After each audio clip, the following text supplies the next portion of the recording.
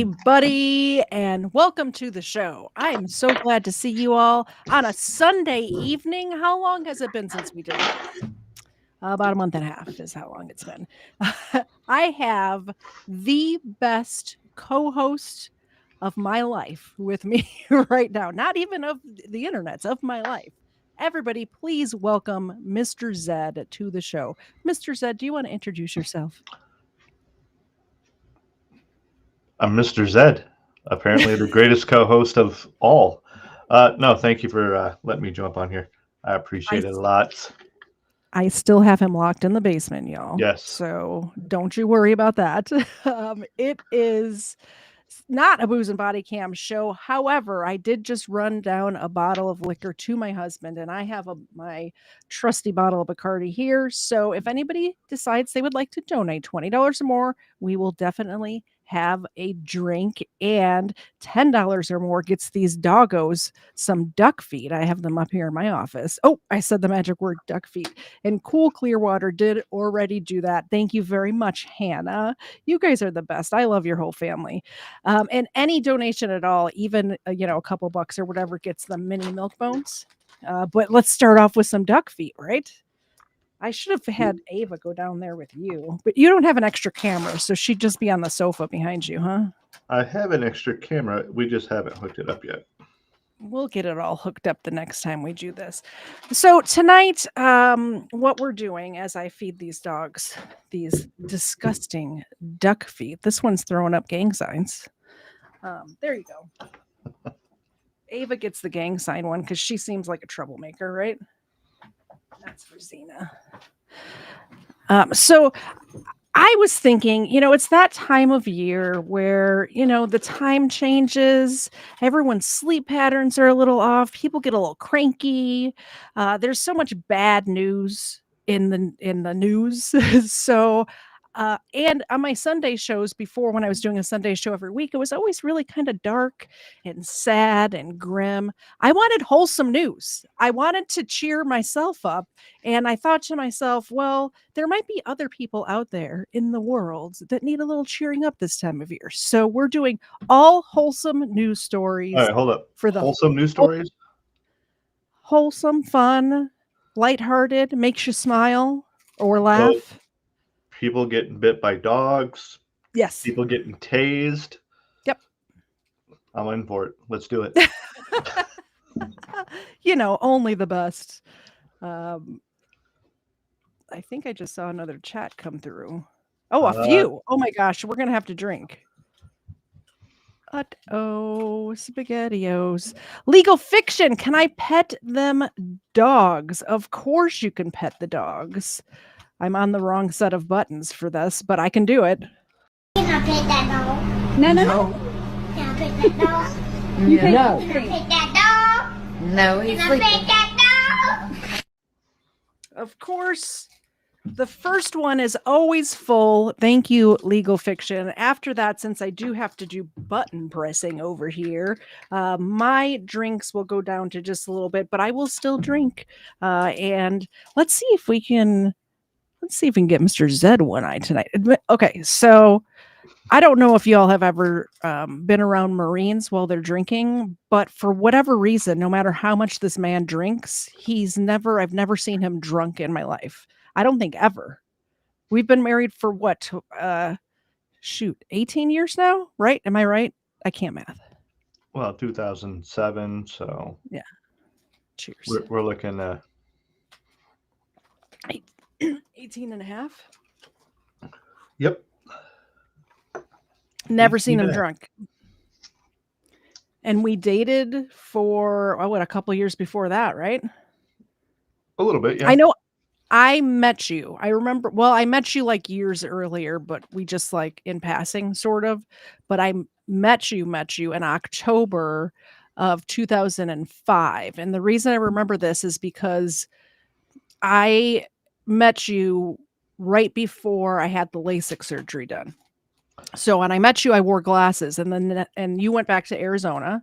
Yep. And then the next time we saw each other, I had the surgery done. So correct, right in time for Halloween. Yes. Oh, yeah, because I went to that bonfire the day after my LASIK surgery. Bad idea, guys. Yep. By the way, if you have LASIK surgery, don't go to a bonfire, a Halloween party bonfire the next day. It wasn't great. And Smith W, thank you so much. Drink for duck feets. Yes, I will have a drink. I just gave them a duck foot, but I have some chicken hearts here I'll pass out. Cheers. You got that giant shot glass. Uh-oh. I have the little one. These are by the way, the shot glasses that come on the, what is the name of that whiskey that you drink? Tin cup? Tin cup. That's Tin cup whiskey comes with a shot glass. So we have all different sizes of those. Yeah, because tin cup has the smaller bottles, so it get the small shot glass, and then also has the larger bottles. I'm going to pass out these chicken hearts here. Waffle Salter. Cheers to you, my friend. How do you doing, Waffle? A bunch of the stories, by the way, I have a bunch of bear stories, black bear stories that Waffle Salter sent me this afternoon. I have those lined up for towards the end of the show. I got these chicken hearts that Xena looks very interested in. I'm just like, look at her following that. All right, can you catch? She caught it. There's one for you, Ava. And she is feeling a little bit better now that that pesky nail is no longer impeding her travels. I don't know if you guys had noticed the last probably 2 or 3 weeks, she had a cracked toenail on her front left paw. And so she was not feeling so swell the last few weeks. But we finally, she finally took care of that. She chewed on it till it came off. I kept spraying. There's like the antiseptic spray on it so she wouldn't eat her foot. But she still ate her foot. Person 1122, 13 months. You've been here over a year, Person. Thank you so much for your support over this last year. I surely do appreciate that. All right, let's get into some news stories. Did you get Wholesome? I thought I did. Wholesome. I had a good night at the casino last night, so bottoms up. Absolutely. I heard you guys had a great time and I'm sad I wasn't invited. All of my friends were there. Cheers. I don't know if I could have come up to Michigan though for a casino night. Wow. Maybe I probably could have. I have so many like I used to travel all the time for my job, so I have like tons of Sky Miles just hanging out in my Delta account. All right, I need a little sip of this coffee. And Mr. Zed, just so you know, since you're on the account, you can put up comments too. Okay. If you see something that's I didn't want to. I want to jam up your flow. I mean, you're always jamming up my flow, aren't you? It's my job. Way different than I wanted it to.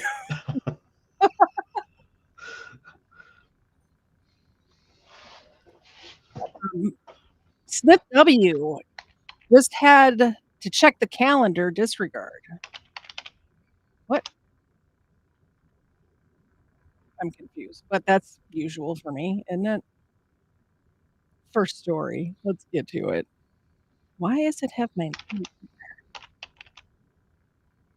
All right. This one says a 2-year-old otter is helping deputies in Florida with water searches. First of all, did you know they could train otters? Yeah. Well, somebody smarter than I am. I had no idea. And Navy's been training all sorts of animals for years. Dolphins, whales, all sorts of stuff. So otters, they're kind of like dogs. Oh, cool. Just so you know, when you type in the chat on Restream, it's coming up as me in the chat. So you might want to pull up a window on one of your other screens. Or you could totally get to me into so much more trouble than I'm already in by typing all sorts of stuff in the chat. Maybe that was part of the plan to begin with.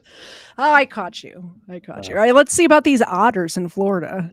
Martin County Sheriff's Office has a new tool to help them solve cases. An otter. That otter is so stinking cute. I forgot. Aren't these the ones that like float on their back?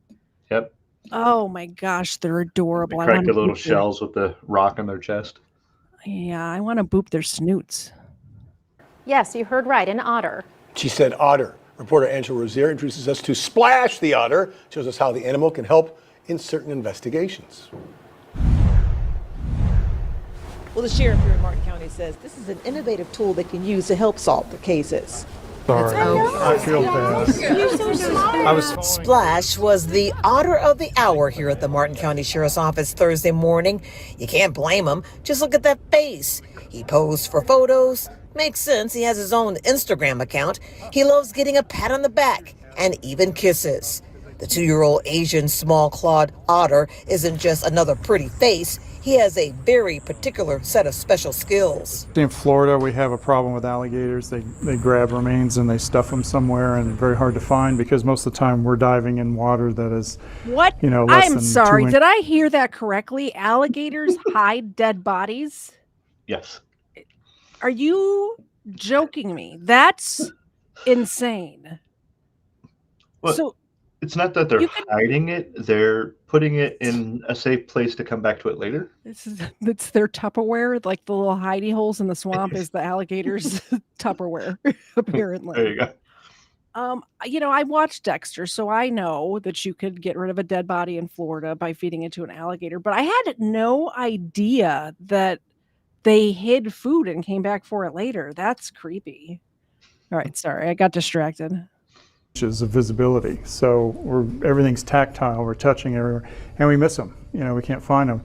He doesn't have that problem, so he can go right down there and show us where it is. Splash is trained in human remains detection, and he's part of the dive team. He and his trainer are with Peace River Canine Search and Rescue, a Southwest Florida-based nonprofit organization. Sheriff John Butenseeks believes his specialized training makes him an asset to search and recovery efforts right here. Yes, we will. And again, we have 1 or 2 missing individuals a year that are in bodies of water. And if we can't find them immediately through regular diving techniques, we absolutely will do that. Splash has been in more than 20 missions. I'm trying to put the odds in our favor so we get more recoveries, and that's what the otter's for. He's still young and has plenty of work left to do. I think we'll be good at 10 years for him, and then he'll retire on the couch and watch Animal Planet, I guess. I don't know. But In Martin County, Angela Rozier, WPBF 25 News. All right, that otter was stinking adorable. Look at his face. Ooh, there we go. Look at that face. He kind of looks, it looks like a dog, right? Like if you just looked at the face without the ears, that could be like a pug. It was a little more wrinkly, I guess. That's a How Xena. adorable. How adorable. Nothing compared to this face right here. But look right into the cameras, Ava. There you go. Look at that face. Oh my goodness. So what do you think? Should we get an otter? Oh, wrong button. Should we get an otter? Well, we should probably buy some land with a lake or Yeah, something that's first, what I'm right? thinking. Or do they live in salt water? Do they live in lakes? I'm sorry, you're going to have to buy me some oceanfront property, sir. I need to find out if they have freshwater otters. Freshwater. Otterly adorable. Faux show. Do they? They Is that do. a thing? All right. Yeah. Let's do it. Let's do it. Share this instead. Yes, please. Next story.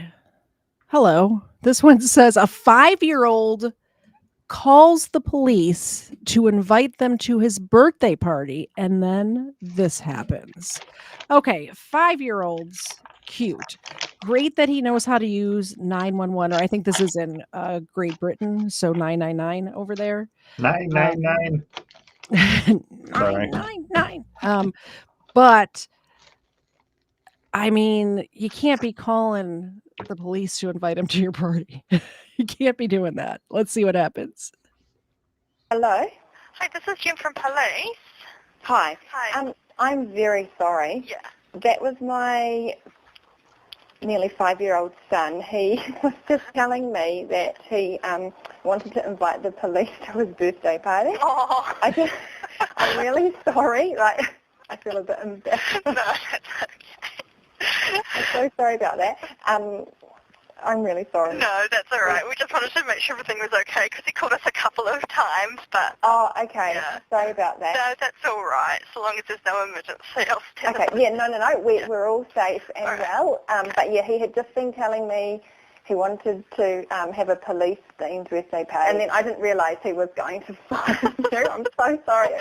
No, so that's silly. okay. I don't know if we'll be able to make it, but I'll put it in. Yeah. Okay, thanks for no that. worries. What was your name, sorry? Sarah. Sarah. Oh, okay. All right. Thanks for that, Sarah. Thank you. Okay. Bye. Bye.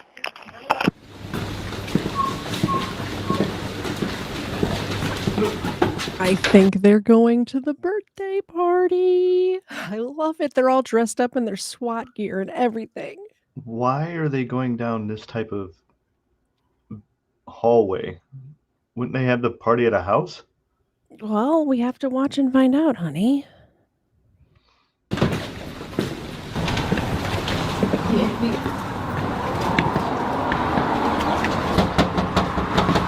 Well, that was them going down the police Officer knock.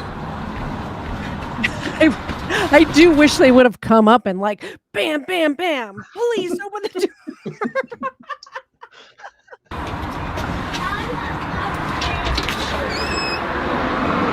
Hello? Is Zachary here? Yes? Zachary. Police. Zachary, can we talk to you for a second? No. We've got Come out with your hands up. something for you. Where is it? Happy birthday, Zach. Oh, awesome. Happy birthday. You can come in. Oh, thank you. Happy birthday. Hi, guys. Bye. So we've got some stuff. Hey, Zachary, we've got some stuff outside if you want to come and have a look at it. Maybe a bit of a play around with some of our gear. Would you be interested in that? I might. You can come in. Don't bring up an old fit. Alright, Hey, Zachary. It's your birthday. Oh, my Frogman, happy birthday to you. Happy birthday to you. Happy birthday, dear Zachary. They got him a helicopter. Oh my goodness. They went all out. Oh, my Frogman, happy birthday to you. Love it. Happy birthday to you. Happy birthday, dear Zachary. Happy birthday to you.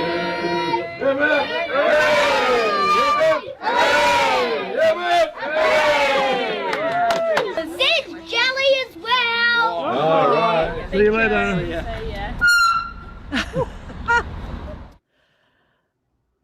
That was an amazing story. We encourage kids not to call the police, obviously. Don't call the police for it's misuse of 999. It's definitely but it's so nice that they did that for him. That was very sweet. I would be very upset with our kids if they did that though. You know what I mean? Like that's true too. Like the chat was saying, what if like it was like bad parents hoarding situation, like and the kid called the cops there for a birthday party. Oh my gosh. Would have been even funnier if the kid like said something like, I don't answer questions or, you know, that sort of Come back with a warrant. yeah, yeah. Come back with a I think warrant. someone put it in Yeah. Smith, come back with a warrant doormat. Next story. This one isn't quite as heartwarming, but there's a kitten saved at the end, and it's a very cute kitten. So let's see, let's see what happens here. Why does he I have his do gun love- drawn? I mean, maybe he's a dog person. Who knows? Keep your hands on your head now. This one says, cute kitten runs to police during intense showdown. Deputies were dispatched to the Safeway off 158th Street South and Pacific Avenue South for two shoplifters who threatened employees with a hatchet. Drop it! Drop it! On the ground now! One of the suspects was holding a kitten and a hatchet during the felony stop. Got two at gunpoint. Keep your hands on your head now. The kitten runs to the deputy.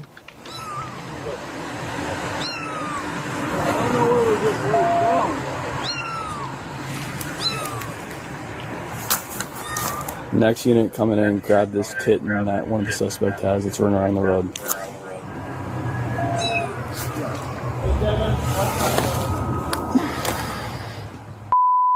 Save the cat. Your hands in your lower back. By the way, I understand that this officer was doing his job holding somebody at gunpoint, but I did not like the way he tossed that kitten. I know cats are durable and it didn't hurt the kitten. However, you could have placed him gently on the seat instead of throwing him up in the back floorboard, right? I mean, it wasn't that egregious, but it could have been done a little kinder, don't you think? Did you see it? Watch how he tosses this cat.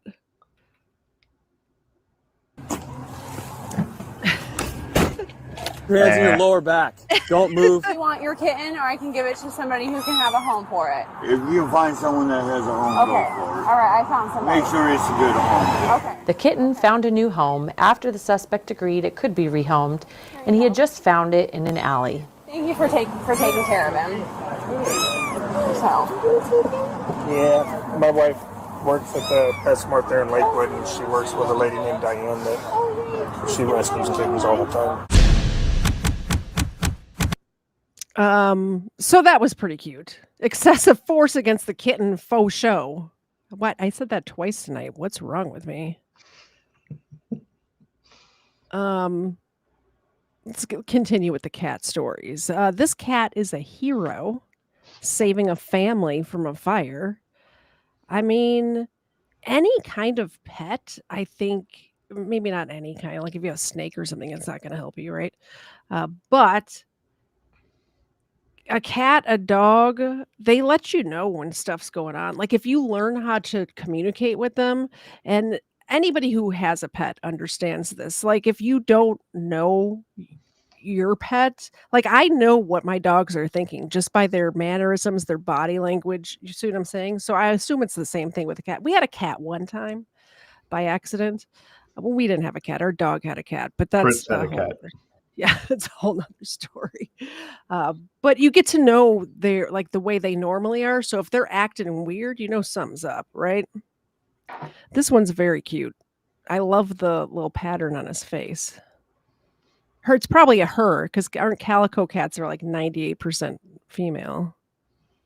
Yeah, there's no such thing as a male calico. I think it can't, because I looked it up when we had Not Our Cat, which was our cat's name, by the way. Our cat's name was Not Our Cat. But when we had Not Our Cat, I looked up, like, I remember searching it, and there are male calicos, but it's like 0.001% of calico cats are male or something like that. I know we have cat people in the chat. Let me know if you know anything about calico cats. New at 10 now, 5 people in Polk County owe their lives to a cat. That's right, they say Gizmo helped thwart a possible house fire. Fox 13's Josh Cass is here to tell us about it. Josh, this must be a special cat. Tell us more. Yeah, you know, we typically think of dogs as being the heroic ones and cats play the villains, but in this case, 1-year-old Gizmo saved the day. Not all superheroes wear capes. Some wear collars. I'd say the kid definitely saved my life. Meet Gizmo. She's a little shy, but this 1-year-old feline acted fast when it counted. You can see right here, it started right there in the middle and it spread over to here. An oven mitt left on the toaster caught fire late last night while 5 people were asleep in this Bartow home. Ron Perkins was on the couch. How did that catch on fire if everybody was asleep? Someone left I don't it on. understand. Was it a toaster oven? I didn't even look at it. Toaster oven. Like the one we have, right? Similar. I don't think it's got the Yeah. it doesn't have the toast part in it. Okay. All right. I can see how that could happen then. That sounds like some shit I would do, doesn't it?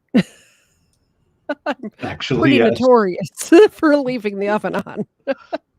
He has to go behind me every night when I cook dinner to make sure I've turned the oven off. While 5 people were asleep in this Bartow home, Ron Perkins was on the couch. The cat Gizmo had her front paws up on the cushion and her head right by my ear just meowing. She would not stop. Well, when I opened my eyes, I realized the house was full of smoke. Quickly, he was able to put the small fire out before it spread. Had it not been for Gizmo, I thoroughly believe if she hadn't woke me up, I'd have been found dead on that sofa this morning. I've never heard of this ever in my life, that a cat would save the day, but she certainly did. She saved us all. call her a hero cat. I think the cat ought to get an award. Gizmo seems to be taking it all in stride, not basking in her own glory. Instead, she prefers to stay in her own fortress of solitude, though she is enjoying one aspect of stardom, the treats. It's a story of a year. I mean, really, it really is. So next time someone says all cats are evil, remember Gizmo, the life-saving calico. Good kitty cat. This cat, I thoroughly believe, gave me one of its own 9 lives. So there you go. Proof that not all cats are plotting against you despite their demeanor. Some appear, at least, to actually care. Mark, back to you. It certainly appears so. Josh, thanks very much. I think we need to send cameras over there more often, for sure. I think we do. If not only for Gizmo, for the company he keeps. I mean, cow cats are plotting against you some of the time, right? Here's the thing. That cat knew that it didn't want to go chasing mice. And it's like, my meal tickets, I'm not going to let them burn. Yeah, exactly. Let's see. So this story is one that Waffle Salter sent me, and it does also have to do with cats, but also bears. Now, I've had a bear commit a crime against me before. I have a whole bear segment lined up towards the end of the show. But do you, obviously you remember it was like a year and a half ago or whatever, but do you remember how angry I was with you? I think I saw Steven in the chat earlier too. He was there because I thought you left my car door open when I woke up in the morning. Yep. So here's the story. Mr. Zed and I and a friend of ours were at a cabin in Tennessee, like right around the Gatlinburg, Pigeon Forge area. We rented a cabin because we were going skydiving up there the next morning. And I, because I'm an old lady, I'm very elderly and tired, went to bed early. And I go to sleep or whatever. I wake up in the morning, make a pot of coffee. I'm up before everyone else, and I go out on the front porch to enjoy my brew, look at the beautiful mountains, breathe in the fresh pine-scented air, and my car door is wide open. And I was thinking that these two were up smoking cigars, drinking whiskey all night, and I thought he had gotten something out of the car and forgot to close the car door. Turns out a daggum bear broke into my car, and I didn't know what it was, and you figured it out. You can go ahead and tell the rest of the story. Yeah, she comes into the room madder than 2 cats with their tails. two tails tied together. And I'm like, what is going on? She goes, you left the car door open. I said, no, I didn't. She's like, yeah, you did. I'm like, no, I didn't even get in the car. So I walk out there and looking around, thinking that somebody got into the vehicle the night before after we had gone to bed. And as I'm looking, I'm noticing some weird stuff. And I'm like, hold up. And I really started to pay attention to what I'm looking at. And there's fur, there's mud print, and the trash that was By the way, paw prints is the size of my head. A perfect bear paw print in mud on the back seat of my car. and I'm like, a bear got into your car. And she's like, what? I went, no, a bear got into your car. So then we walked over to our friend's truck and we started looking at it. And sure enough, you could see a paw print on the door handle a of snoot his print truck. on the window. There's a snoot print. So this bear had figured out how to open up vehicle doors at some point in its life and was just going through, seeing if it can grab a snack here or there. It was a black bear, by the way. Thank goodness it wasn't I don't think they don't have like grizzly bears this far south, right? I've only ever seen a grizzly bear when I was in Alaska. So, Well, they got them out on the West Coast up in the mountains. Yeah. Yeah, snoot print, paw prints, fur, like where the seat, like on the seat by the seat belt or whatever, it shed in my car. And the car smelled like bear. When we got in to go to the thing and closed all the doors, it actually got in there. It stunk a little bit. It smelled like a wild animal, if you can believe it. All right, so let's watch some criminal bears. Criminal. Thank you very much, Waffle, for sending me this. How do I make it big? There we go.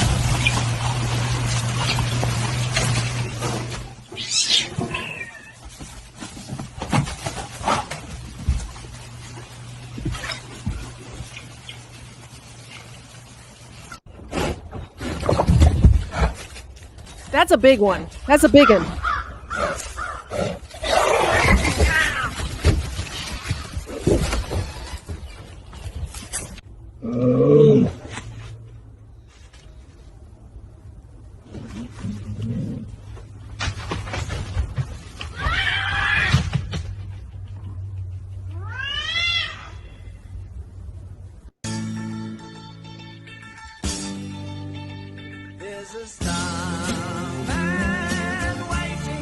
Yikes.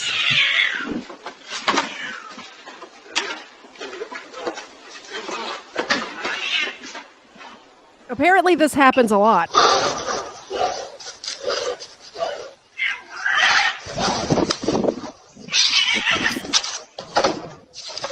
They see me rolling, they hating, patrolling and trying. I love that cat stopped by the window. It's like, what's up? I'm gonna get this bear.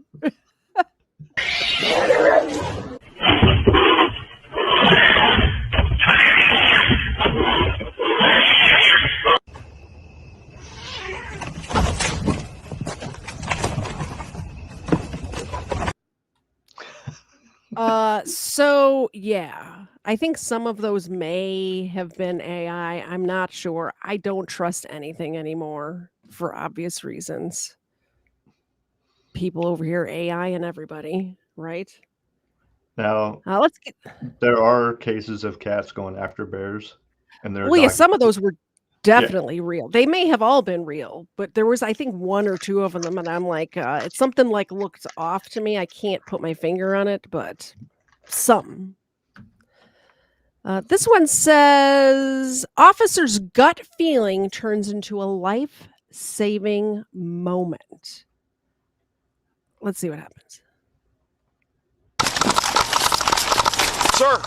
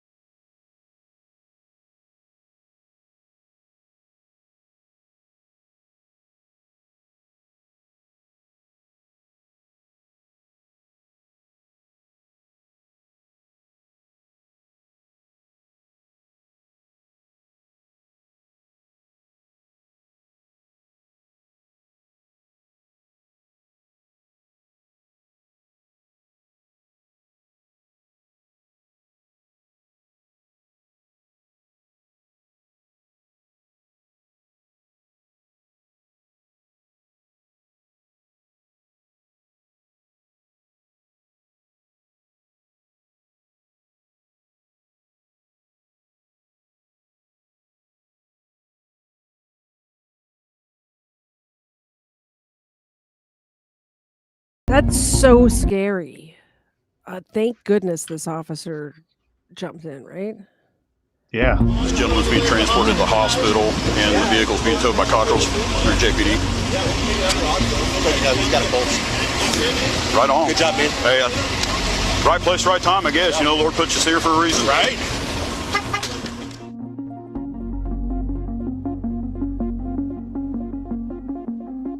Yeah. That actually reminded me of do you remember when I was working at the previous company, when I was managing shopping centers? I'm Yeah. sure I told you this about like when it happened because there was court stuff and involved or whatever. It was a public shopping center in Florida where this happened, where somebody was killed on my property, and it turned out it was a medical emergency. I want to say it was a seizure, possibly, but like picture a Publix or any shopping center parking lot, right? Before I go into the rest of this story, thank you very much, Arvolt24, for 5 gifted memberships. Let's pass out some milk bones for that. Thank you so much. I appreciate it. And I gifted 5 memberships a minute ago as well. Any members, new members, old members, all of the members, next Saturday night, we're doing game night. So I'll do some posts about it leading up to that, and let me know if you can join us. I'd love to have you, but I need to know how many people are going to be there. Thank you so much, Erfold. I appreciate you. So I'll leave the dog. You guys like the dogs. I'll leave the dogs on the screen while I tell the story. So it's a picture any like shopping center parking lot and how they have those bollards out front. The spacing between the bollards was just big enough for a car, like a small car, to be able to fit through. And somebody was coming up that center aisle and had a seizure or a stroke, I believe. Something, it was some sort of medical issue where their foot went down on the gas, and somebody was walking out of the store and they ended up crashing into the building, and unfortunately the person they ran over passed away. It was horrible. So thank goodness that this person that we just watched was idling and not have his foot, because he could have killed himself or somebody else. And it's so scary. And that officer was able to jump in, run up to the car and get it stopped and get the ambulance there immediately. Great. My story. whole thing Love is what he probably should have done Oh. is taken his vehicle and put it in front. That way there was no chance of someone else pulling out in front or anything like that. Or if he woke up and accidentally hit the gas, it wouldn't have hit someone by accident. I didn't know 5 memberships was a drink. I thought it was 10. So my apologies. I will drink. Cheers. Thank you, Arvolt24. I appreciate it. I'm gonna sleep good tonight. Right? Next story. I think it's been a while. It's been several stories since we talked about any dogs, right? So we're gonna have to get some doggos in here, right? You got 2 right there. What, these mutts? Mutt. That's an They understatement. are mutts. This one right here is a super mutt. I was going to say 23andMe, but it's called something else for dogs. But I could pull up her DNA results, and I'm telling you what, this dog has 22 different breeds in her, something like that. And by the way, 21 or 22, yeah. Like Ava and Xena don't even, I think maybe they have one breed in common. I think they both have a little bit of pit bull or something like that, or I don't even remember, and it's like 2%. They share 2% of their DNA. Yeah. Yep. Crazy that they look so much alike. All right, let's see what's going on here. This one says, dog involved in car crash runs to a doggy daycare a mile away to get help. How amazing. Dogs are so stinking smart, aren't they? Please don't insult my Xena. Erica is going to steal Xena, and he's not here right now, but Cerebral Tackle really wants to steal Ava. So we need to just Oh, make really? sure we check our cameras if there's any motion, because I think we might have dog nappers coming to our house. Oh no, if he teaches me some more fishing stuff, I mean, might be a fair trade. I mean, she is your dog, but I would miss her, right? All right, let's see what this black lab over here is doing. Black lab, maybe pit. This dog has like Xena's face, but a different color, like the size and shape of the nose, right? Yeah, And the it probably little got some bump right Staffordshire there. Terrier in it. Yep. Tonight, a doggone good ending to a strange chain of events. A dog scared after her owner was in a minor car crash, jumped out of the window and took off running, but she ended up at a place that she knew was safe. 7 Action News reporter Ruta Olsenaida takes us through what happened.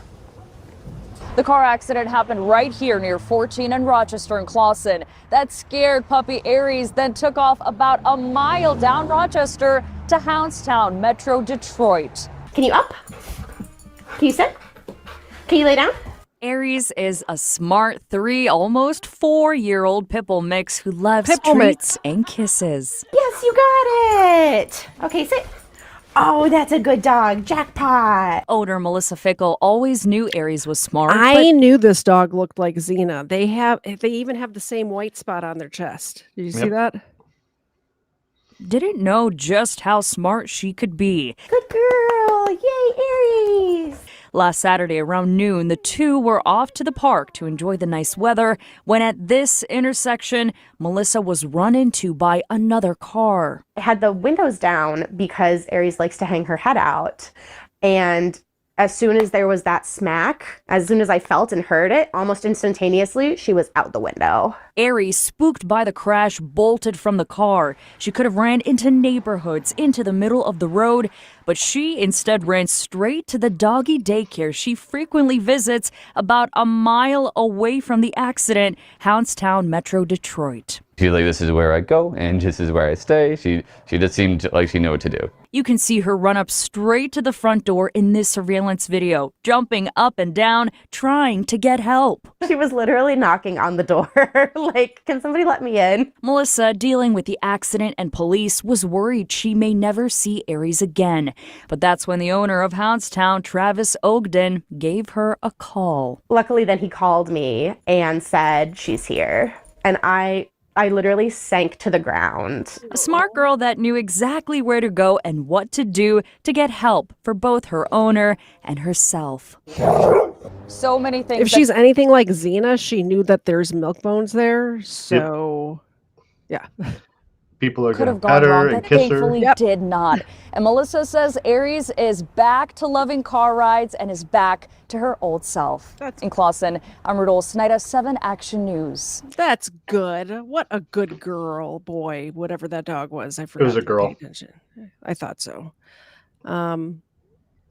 Although I have an issue where, since we have 2 girl dogs, every time I see a dog, I just assume it's a girl dog. Like, even when we're dog sitting dogs, I've called Luke good girl so many times, and he looks at me like, I'm not wearing lipstick. I'm not wearing a wig. What is happening? Oh, boy. All right, let me pour a Did you drink, see that? first of all. Yeah, that's why I'm pouring a drink. First things first. Waffle Salter, thank you so much for 10 gifted memberships. That's amazing. Cheers, sir. I'll pass out some milk bones too. You don't have to fill them all the way up, sweetie. Just so you know. Yes, I do. Did you see that thing right there? That's a dartboard. No, that one. Yes. There you go.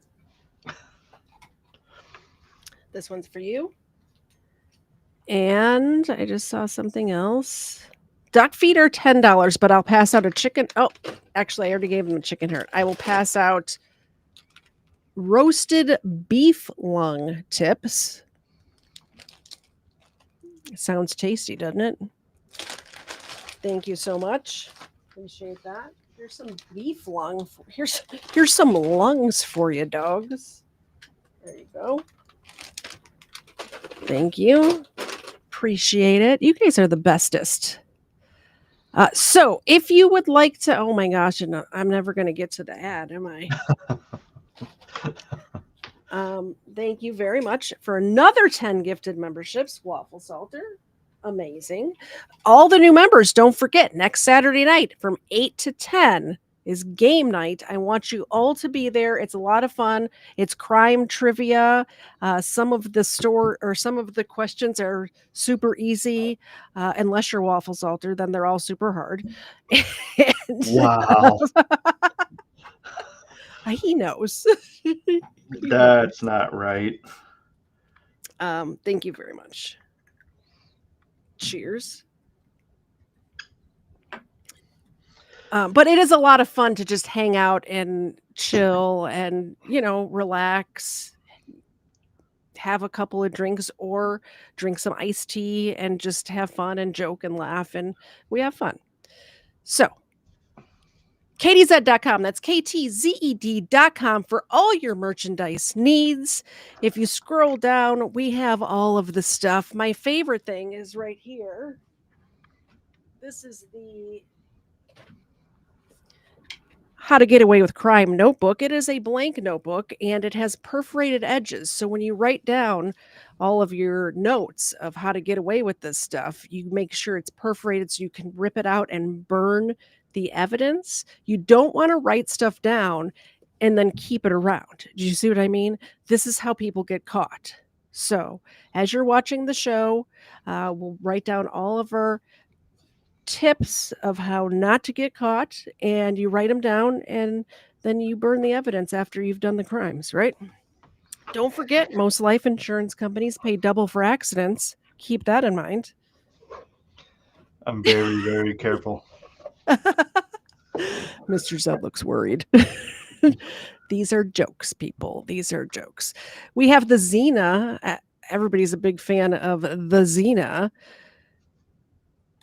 t-shirt. A true crime with Xena, because I'm just here to tell the stories. We all know why you're really here. It is to see Xena sleeping like an angel. So True Crime with Xena featuring Katie Zed. There she is. We have the same thing on the coffee mug, but we have two dogs on this one. So it is Xena and Ava on this one. There's their little tails. Pick one of those up. The Booze and Body Cam stuff is in here. I love this design. I need to pick myself up one of these. It is the retro design. I am a 70s baby, so I love the 70s design. And we're always crippling ducks around here. So we do have the Booze and Body Cam duck t-shirt. And no, that's just a circle around him. That is not like a target on the duck. We're not murdering ducks. What are you, crazy? One foot at a time. We have, the hats. This is a stitched, like, what is it called? I've had too many drinks already. You get the idea. Go buy the merch. When did you get that hat? I made it the other day. Oh, maybe a month ago.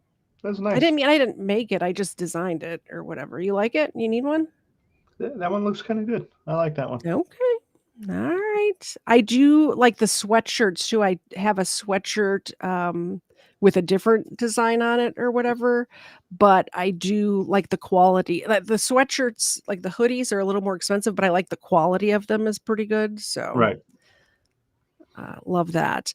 This one says viral video shows a dog bring her puppy to the vet for help, which is amazing. Dogs are so stinking smart. Let's see what happens here. At a veterinary clinic in Istanbul by carrying her puppy to their door to ask for help.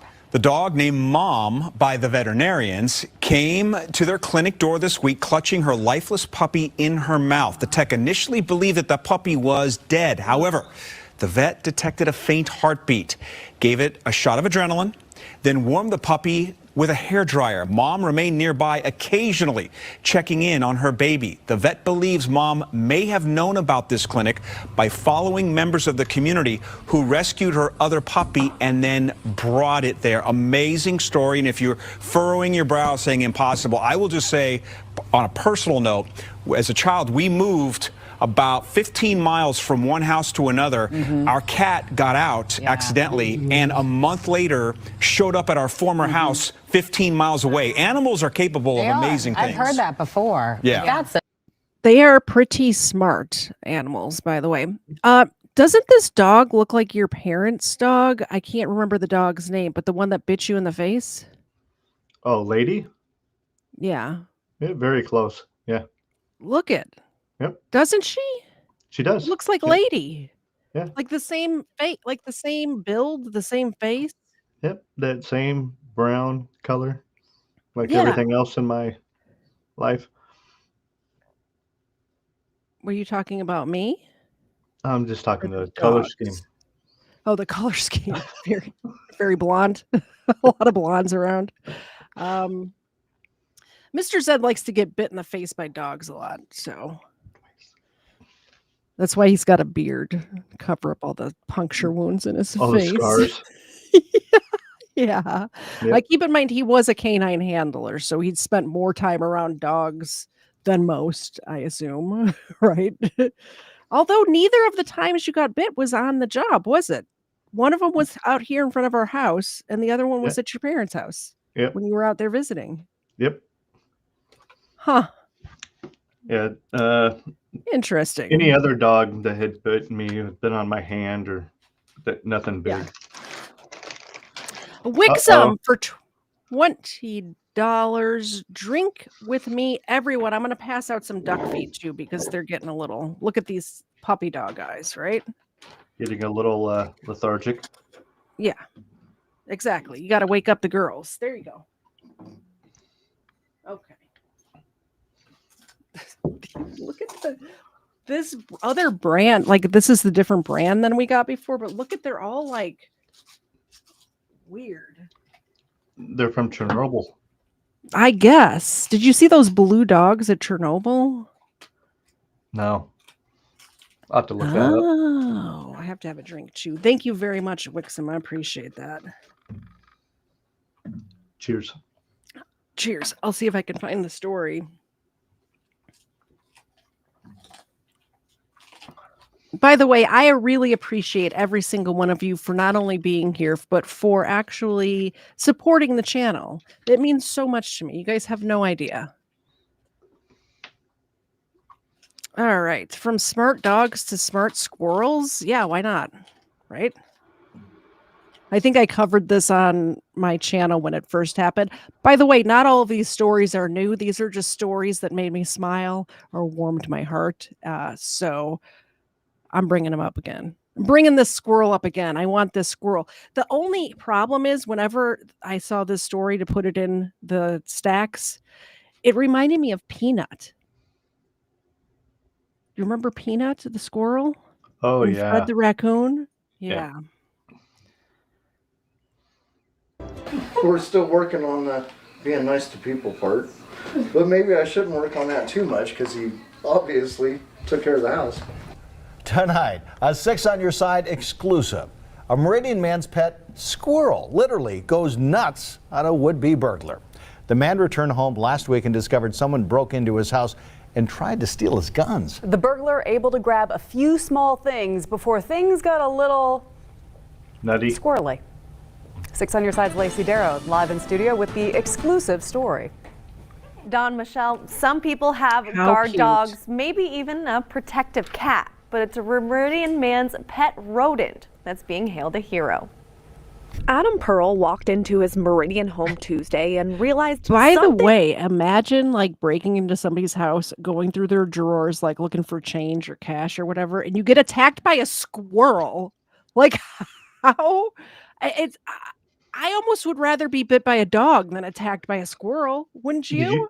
Did you see the guy who was at his home office and that squirrel gets into his home office and starts jumping all over the place, and he's yelling and screaming. Yeah. Didn't seem right. I came in the front door and, well, I saw snow prints out in the front driveway going to the back of the house. And so I thought something was awry because nobody usually goes through the yard. Adam was immediately greeted by his pet squirrel Joey when he got home, but then he started noticing a few doors were open. After making his way to the back bedroom, his fear was confirmed once he started looking at his gun safe. I started looking at it and I saw the scratches that were around the locking area. And at that point, I knew somebody was definitely in here messing around. Adam called Meridian Police, and when Officer Ashley Turner came out to take a look, Joey just had to say hello. And during her investigations, Joey had run in the bedroom just screwing around like he always does between her legs and kind of startled her. And she says, "Whoa, what was that?" I said, "Don't worry about that. That's just Joey. Pet squirrel, you know." Officer Turner asked Adam if Joey would bite. I said, "Well, he usually doesn't bite, but you never know, because he is a squirrel." Officer Turner went on her way, only to return a few hours later with some of his stolen belongings and some unbelievable news. She said while she was questioning the individual, he had scratches on his hand. So she asked him, "So did you get that from the squirrel?" And he says, "Yeah, damn thing kept attacking me and wouldn't stop until I left." Now Joey is being hailed a hero. Nobody can believe it because who can say they have a squirrel that guards their house? Which is crazy. You can't ask for much more than that. He's a pain in the butt, but he's great. Adam says he thanked Joey by giving him his favorite treat. That, of course, is the candy Whoppers. Live in studio, Lacey Darrow, 6 on your side. All right. Who knew? So how adorable is that? First of all, we need a pet squirrel. And when I just told that story about Peanut, it reminded me of this short, which I had to search to find because it's old, but it made me laugh. So I'm going to play it now. Everyone, this is hilarious. Oop. No, you're not listening.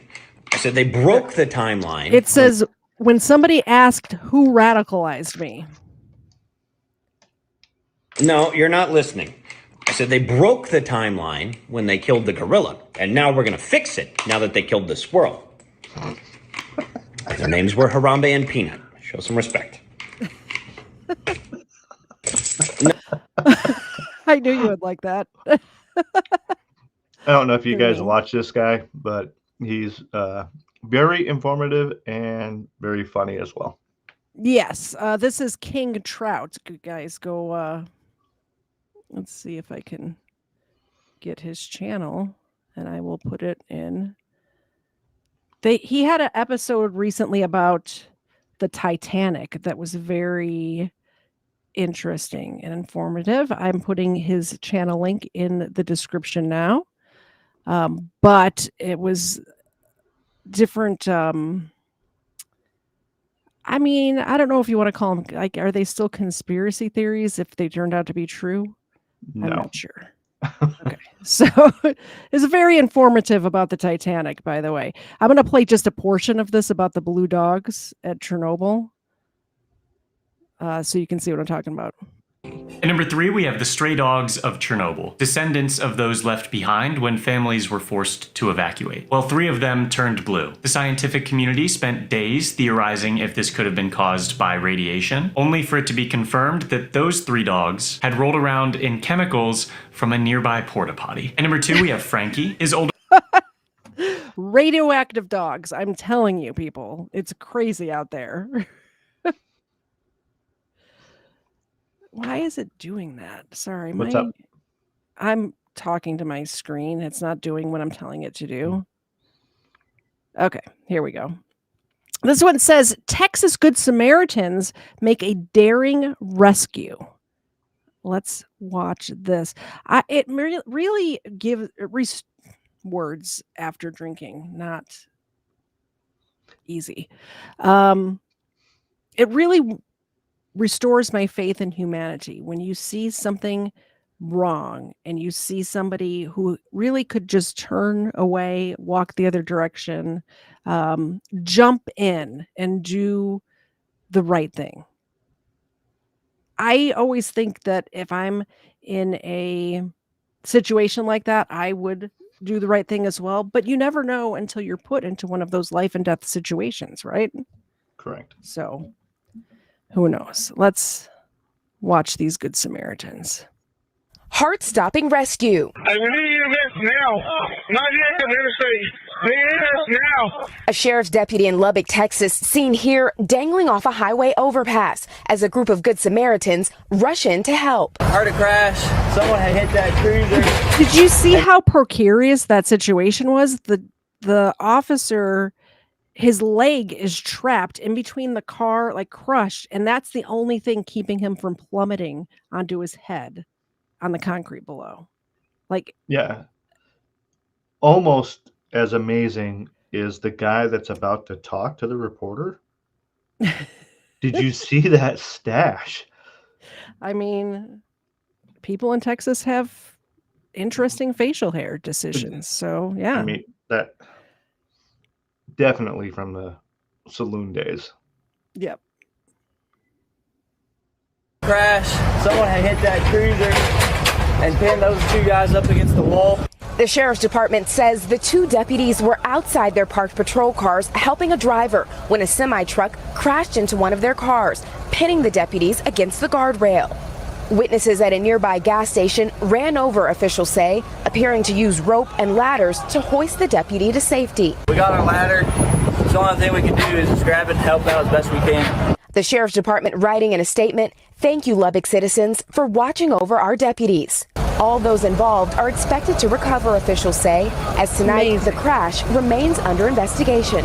Priscilla Thompson, NBC News. We thank you for watching, and remember, Yeah. The other cop was there too. He wasn't quite as No, but they were both pinned. Yeah, they were both pinned in there. Crazy, right? Yeah, and there was a really good tush push there too, for sure. The stash. Yeah. I'm telling you, that was an epic. I know. The only thing that would have made that mustache even better if it was accompanied by a mullet. Let's bring mullets back. Mullets and fanny packs gone forever. Okay, I just bought a new fanny pack recently. I am single-handedly for the last 20 years bringing Keeping back fanny packs in business. I know. So when you guys are out and about and you see somebody with a fanny pack on, just know it's because I am a trendsetter. I can't even say it without laughing. It's because I am a trendsetter. Just saying. Fanny packs are very convenient. Father and young son stand guard after discovering an unlocked candy shop. Let's watch this sweet story. A sweet surprise for a Riverside candy shop. A father and son stood guard at Uptown Candy Shop after finding the door was accidentally left unlocked during closing hours. And when they found out about the good deed, the shop owners quickly called on the internet to find these sweet saviors. Lindsay Pena joining us live from Riverside with a story you'll see only on 5. Hi, Lindsay. Hi, Rick and Cher. It's nice to be showing you surveillance video for a good reason. Now, the Uptown Candy Shop had only been open for a few days when this happened. They were just celebrating their grand opening. But the video they've posted on TikTok has been seen by millions of people already, reminding them that there are still good people out there. Hello? If it wasn't on video, you might think it was too good to be true. Yikes. Hold on. The moment a father and son arrive at the Uptown Candy Store in Riverside, only to find the shopkeeper accidentally left the doors unlocked after leaving for the day. We need to go find the security guard and tell them this place is unlocked. The store quickly posting the heartwarming surveillance video on TikTok, asking people to help find this Good Samaritan and his little boy, who not only called for help, but stood guard at the door until security arrived. It's just such a kind act. Like, no one needs to do that or needs to take the time out of their night to do that. So It was very kind of him. Donia Faraj and her father, who owned the store, knew right away they were witnessing something special. We looked through the video footage and it just warms our heart. We just wanted to share it with the rest of you guys. It was just super wholesome. The video now has more than 3 million views and counting. It wasn't long before the dad in the clip responded. An old friend of ours gave me a call when we were on our way home from T-ball practice, and she's like, hey, do you have TikTok? I'm like, no. Neither of us have one, and so we didn't know. Thank you guys so much. I seriously cannot thank you guys enough. We were there as Connor Smith, his wife Shannon, son Charlie, and daughter Nora met with Faraj, who wanted to treat them to a shopping spree to thank them for their kindness. Because we always, tell the kids, always do the right thing if nobody's watching, and this was a case in which a lot of people are watching, so it feels a little odd, but we're just happy that he was at the right place at the right time. Exactly. There's always someone watching. Now, the family says they just hope this act of kindness inspires others to do the same when the opportunity arises. That's the latest from here in Riverside. Lindsay Pena, KTLA 5 News. Rick and Cher, back to you. Yeah, no doubt about that. And a great lesson for the little guy. Absolutely. How sweet was that story? I mean, also, I love that it's teaching this young child that doing the right thing gets you rewarded. So I love absolutely. that the candy shop owner gave them a big bag of gifts and candy and all of that stuff. Yeah. I probably could use a good ass kicking. May have to start wearing a fanny pack. Fanny packs are awesome. I feel like I should go grab my new fanny pack so I could show it off. They're I'm very proud of radical. it. Well, first of all, when you're out and about, okay, here's the thing. I feel like I need to talk about the reason why I love fanny packs. Let's hear I it. have a lot I of mean, there's got to be a good explanation, right? Yeah. Well, we do outdoorsy stuff. We go on walks in the forest and we go to the lake on our little boat, right? And I need to have stuff with me, like I need stuff. I'm always prepared. I have a little first aid kit. I'm a female, so sometimes there needs to be feminine products. I always have to have tissue with me because I'm allergic to everything and my nose is constantly running. And So I crying need everything. I don't want to carry a purse with me. So a fanny pack, or like when we go, when I'm live streaming, like out and about live streaming, like I have to have the backup batteries and like all of the stuff. So instead of having a whole backpack, like I don't need a whole backpack, right? And I don't want to carry a purse. So a fanny pack is perfect. In defense of fanny packs. Everybody like it's all like vacation, like walking around a theme park, something like that. You don't want to have a purse with you, right? I typically have a backpack. No, yeah, but I don't need to lug around. Here's the thing: if I have a backpack, you're going to give me all your crap to carry too. Just saying. I'm the one that wears the backpack. Okay. Who's the one carrying all the whatever. shit? Me and my fanny pack. Me and my fanny pack. Let's go to the next story. Next story. It's getting more and more difficult to press these buttons every moment, by the way. I keep messing up. All right. Next story. Hey, reseller road trip adventures. It's okay that you're late. We're talking about all good news today. Good, wholesome stuff. We need to smile. We need to laugh. It's that time of year. I think we might schedule another one of these for just before Christmas. We'll That'd be fun. see. Yeah. This one says Good Samaritan saves woman from knife attack in New York City. Now, when I saw this, I thought to myself, this is something Mr. Zed would do. For sure, 100%. Don't even have to think about it. And I showed him the video and he said, that's 100% something I would do. Let me know. I'm going to do a little poll in the chat. Would you do this? Engage with your audience. Yes, please. Don't answer yet. You got to watch the video first. Would you do this? Don't answer yet. I'm putting the poll there now, but don't answer yet. It's a couple minutes long. Let's watch the video. Rescue caught on camera. A Good Samaritan here in New York jumped in to save a woman facing a knife attack on a subway platform. And TJ has this incredible story. And sure, you said here in New York, this is at one of the busiest subway stations in all of and in the heart of Manhattan. And this story in this video, you see something go from horrific to heroic, just like that. He's the hero who rushed in to stop a violent subway attack. The moment I saw the knife, I decided to run to that spot. The attack happened just after 10 p.m. at the Union Square substation, one of the busiest hubs for commuters and tourists in New York City. Surveillance video shows the suspect approaching the woman before grabbing her and pulling her from the edge of the platform. Her scream was alarming enough. It was a scream of terror. The Good Samaritan, Sean Conaboy, says the attacker quickly began slashing his 54-year-old victim. You can then see Conaboy rush in. He tackles the attacker as others join to help him hold him down until police arrive. I knew enough to know that as long as I keep him in front of me or down, face down on the platform, he's going to have a much harder time turning the knife on me. Conaboy is thankful he could help, but he says he worries about a recent spike in violence on the country's largest subway system. If it can happen to her, it can happen to you, and it can happen to me.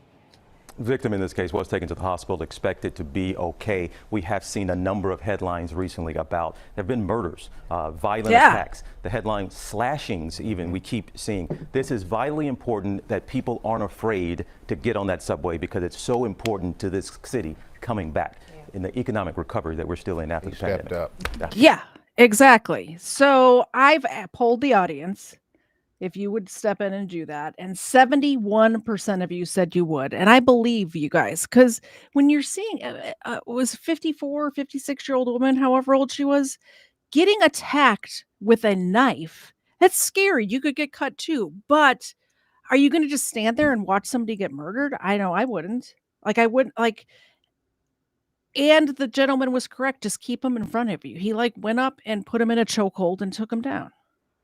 So that's the correct way to do it, right? Here's the thing is for those of you that said that you would not do it. Yeah.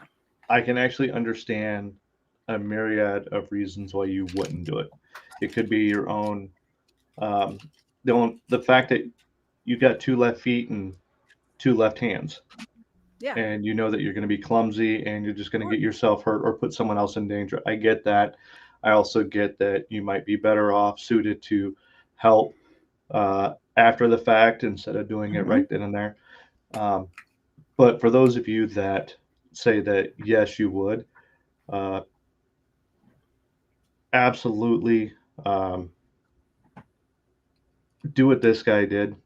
You know, get him off of whoever he's attacking and try and keep everyone some type of distance.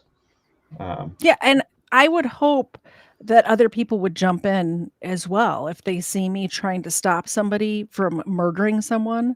I would hope that there's another person. That was a crowded subway station too. It wasn't like it was just a couple of people there. Right, but you remember that one where that dude lit that lady on fire? That was crowded also.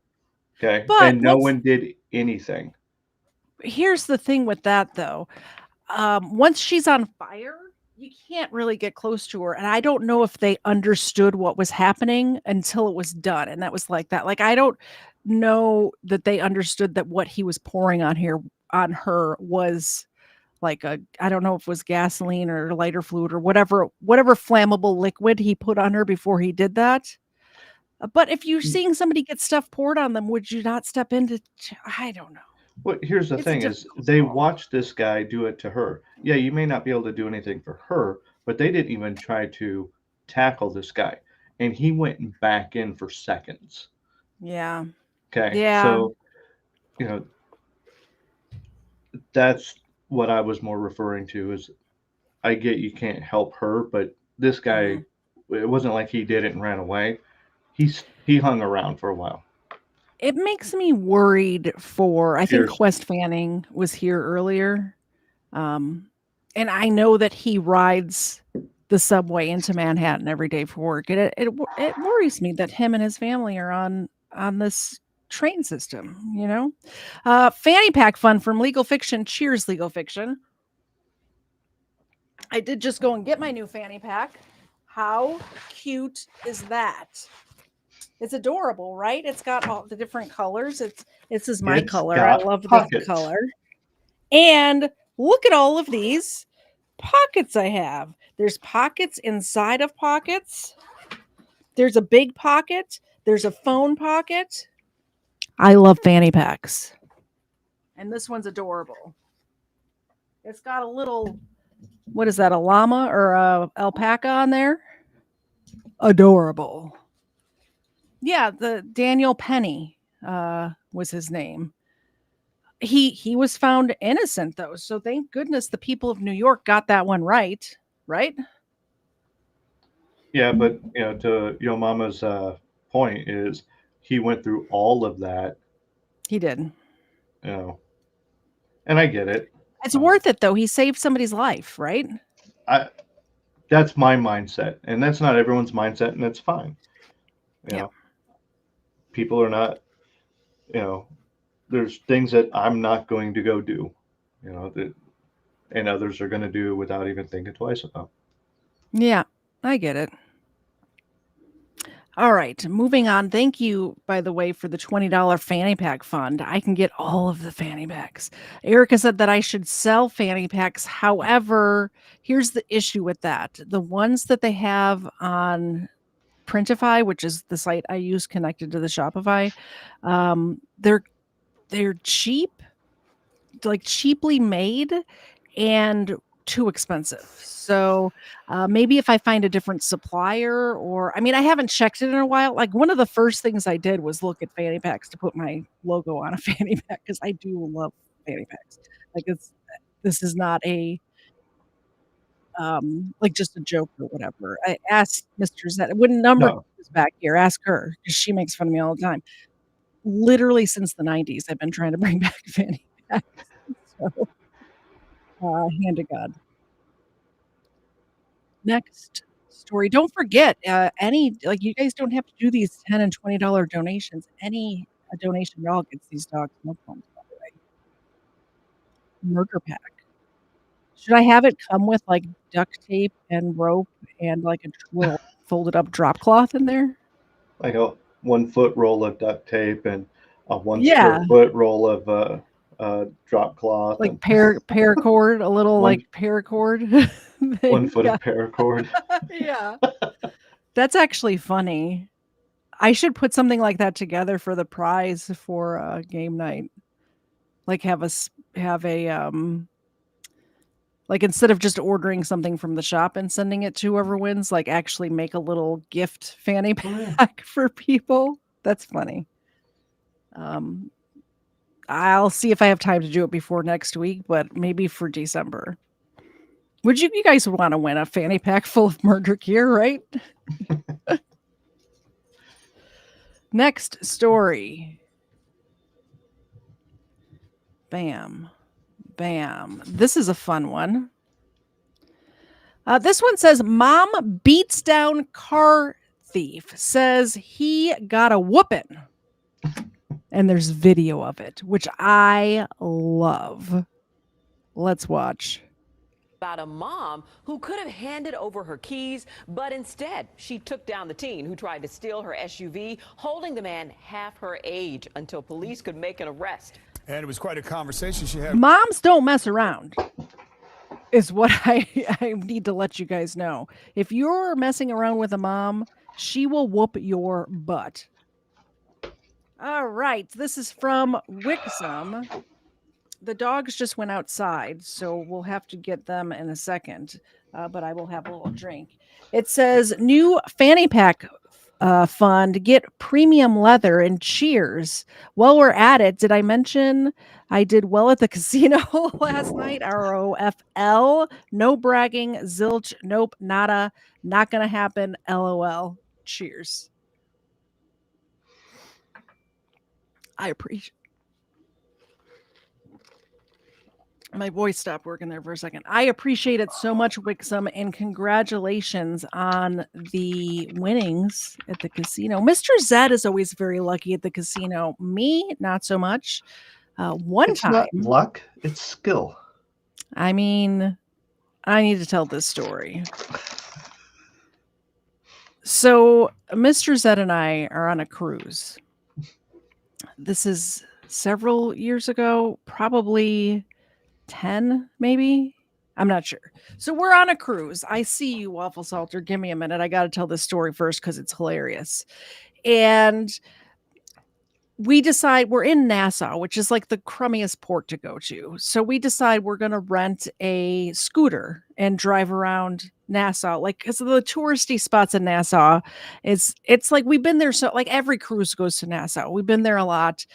We've done what we want to do. And we know of a private beach that's like not in the touristy part. It's what is that beach even called that we found that one time? Like there's a cave there. Anyway, if anybody's Cave or going, something. yeah, if anybody's going to Nassau, hit me up. I'll tell you where the private beach is. Anyway, this beach is way up the road. It's like past all the resorts and stuff like that. And there's locals there sometimes, but like if you're there on a Tuesday afternoon, like locals are at work, right? So they're not there. So we've been there several times where we've had this beach 100% to ourselves, and it's gorgeous. So we were going to, instead of getting a taxi down there, we were going to rent a scooter. So before you rent a scooter, by the way, stop me if you want to tell the story. Like cut me off if I'm telling it wrong. All right. He knows, I can see the look on his face. So before I'm you trying rent to figure out how scooter, this factors into a casino. before before they allow you to rent the scooter, they have you drive up the pier and then come back so they can see that you can drive it. And luckily there was a chain link fence in between the water and the scooter and the pier. But Mr. Zed drives this down to the end and goes to turn around. It's a very small area to turn around. And I think what happened, and you tell me because you were the one that did it, but he was using the handle to turn, like to lift it up to turn it around to come back, and he gassed it, and the thing spun out, went into the chain link fence. It would have been at the bottom of the water if that fence wasn't there. So there was damage to this motor scooter, right? This is where the casino comes in. A little bit. And they're like, they ripped us off completely because it was like the mirror fairing. was cracked. The fairing had a crack in the mirror.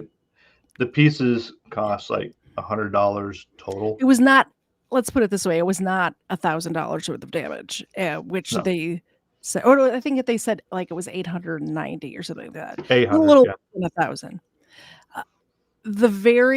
Was it that night or the next? It was the next day because I stayed in the room because we had that private. We were on one of those balconies that like wraps around the outside back corner of the ship, and it was getting full sun. So I wanted to lay out on our balcony because the pool area was always so crowded.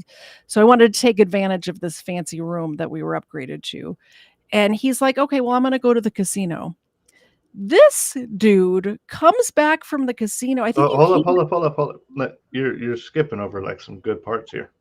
Okay, well, I wasn't there. I was laying out on the balcony, remember? Go ahead. It was before you went down to the room to lay on the balcony. Mm-hmm. I told you I was going to go down to the casino. I wanted to take a look at what was going on down there. Yeah. And you were walking around the top because you went and got a snack or something. So sounds like me. Yep. So probably an ice cream cone. Something like that. Yeah. So I've always been fascinated with roulette, and I wanted to actually see how it played. Mm-hmm. So I went down there and I'm watching them, and you come down and you're like, "Have you played?" I went, "No, actually, I haven't played yet, but I think I'm going to." And you're like, "Oh, okay. Well, don't spend all our money." I went, no. But you just wrecked a scooter. I said, "I've got $40. I go, I'm not going to go any more than that." And you're like, "Okay." I'm going to go to the room and do your thing. So you went up to the room, and I finally sat down, and I actually figured out that there's a pattern. Life is all about patterns. Well, Okay? it's statistics, right? There's statistics, but there's patterns. Life has patterns, and sometimes Yeah. the patterns are there, and then they fall off because a different pattern comes in. Anyway, I'm sitting there watching. I'm actually not doing half bad. You came down about a half hour later, and you're like, "Oh, you're still playing?" And I'm like, "Yeah." Like, so how much have you lost? I go, "I haven't lost anything." And you're like, "Uh-huh." I go, "No, look, I still got my money, and I still got a little bit more." And she's like, "Okay, I'm going to go up to the room." You go back up to the room, and like an hour later, you come back down. And I'm telling you guys, she was agitated like you would not believe because I thought he was blowing through money, really, because I never win at the casino.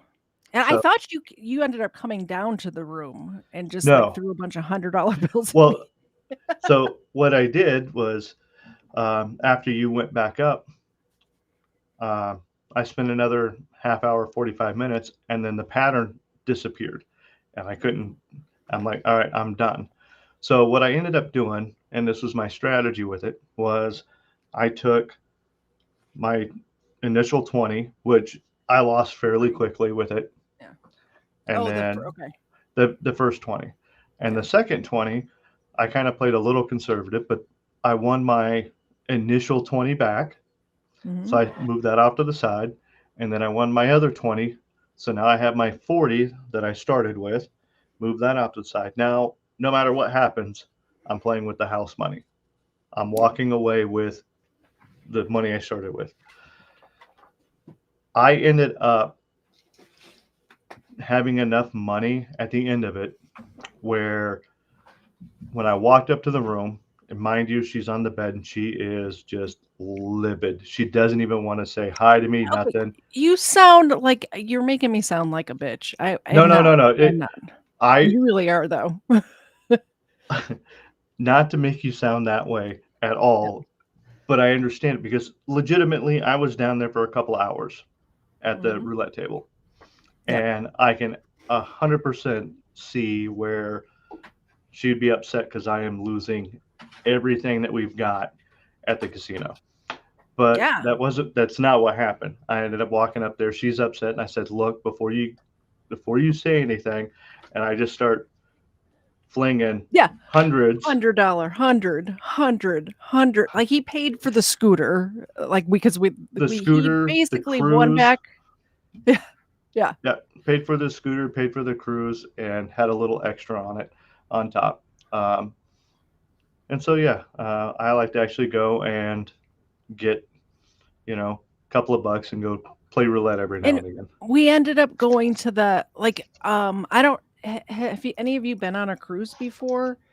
I should put that in the chat. We used to go all the time, and we would just do the stuff that was included because I'm cheap. And we ended up going to the like the steakhouse that you pay extra for. I think that night or the next. Oh, because I think it was our last sea day, so it must have been that night. But we ended up not only being able to pay for the scooter, but we bought ourselves a nice steak dinner as well. So, and no, we should not have Mr. Zed on more often because he's telling the juicy details. Precisely why we should not have him on, by the way. These juicy details could cost you all $2 a piece. Cheers, Waffle Salter. Thank you. Waffle another Salter. one? Thank you, Waffle. I appreciate that. All right, let's get back to the show. Let's get back to it. I know you told me the other day to renew my passport, and I forgot. So remind me again tomorrow. Mom stops would-be car thief. Let's go. Could make an arrest. And it was quite a conversation she had with News 4's Ida Siegel. She told us she wasn't worried about herself. Tell us more, Ida, about what she told you. Yeah, David and Stacy, the woman in that video, put it plainly. She told me she had to do what she had to do, and you can bet her adrenaline was pumping. Dude tried to steal her car. Mother on a mission. You're looking at cell phone video of a woman who had just witnessed someone try to steal her car here on Brook Avenue, and she jumped into action. I came to the side and pulled it up and tried to drag him out this way, but I couldn't get him out this way, so he pulled the door to close the door on me. I jumped across the car, opened this door, and I pulled him out. And then after that, I don't know, I couldn't tell you what happened after that. I just had to do what I had to do. I was muted because I was eating a Tums. She's like, I blacked out. I just beat the crap out of him and blacked out. I have no idea what happened. I love this woman. Just had to do what I had to do. Taisha Jones told us she was getting ready to take her son to school, used the automatic car starter to turn the car on, and then saw the man inside. Look at her. She didn't know it, but She like pulled a hockey move on him and pulled his shirt over his head and is holding him there. This is great. someone was recording her as she pummeled the thief to the ground. Lucky I didn't kill him. That's the thing. Lucky I didn't kill him. Instead, she held him there until police arrived. Police then took 19-year-old Bernardino Santiago into custody. Taisha had already torn off his shirt during the scuffle. Yeah, Were you scared for yourself? I couldn't tell you that because I was on adrenaline. I just was worrying about Black Beauty. That's all I was worried about. Taisha says her car is her life. She named her car Black Beauty. How cute is that? Taisha says her car is her lifeline, the only way she can get to her many doctor's appointments. And her car had already been broken into twice before. Well, they just broke this window last week. Just last week, they broke my window. So I guess that's what he got a whooping for the old and the new. Santiago was charged with attempted grand larceny and possession of stolen property. Reporting live from Mott Haven, Ida Siegel, News 4, New York. All right, safe to say he put... Good for her. Am I right? Oh, yeah. How amazing is that? Black Beauty is a good name for a car. And a horse, by the way. I think a car should be part of the castle doctrine, to be honest. Well, is it not? Not always. Like, if somebody's trying to carjack me, right, I should be able to defend myself. Yes, but if you're not in the car and someone's trying to take off with the car, you're not supposed to go after them. I think that's wrong. I mean, you know, so it looks like 54% of you have been on a cruise before, which is fun.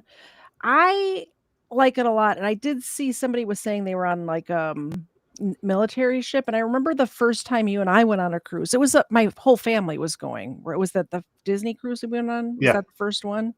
So, and he's like, I've lived on ships. I don't like it. It's, you know, you didn't want to go just because of your time on military ships.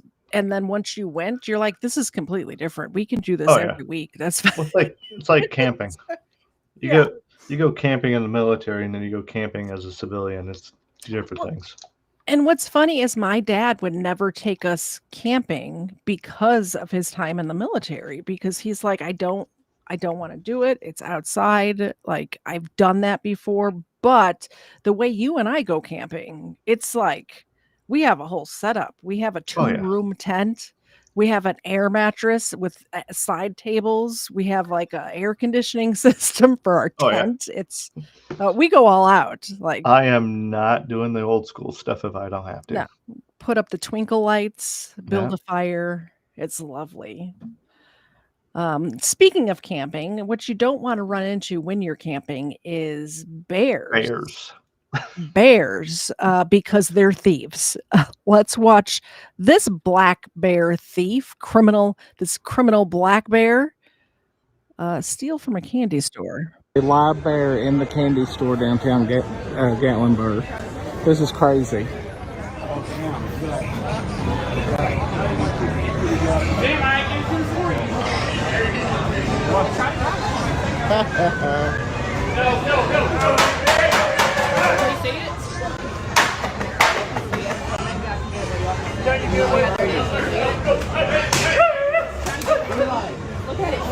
Eli, where are you?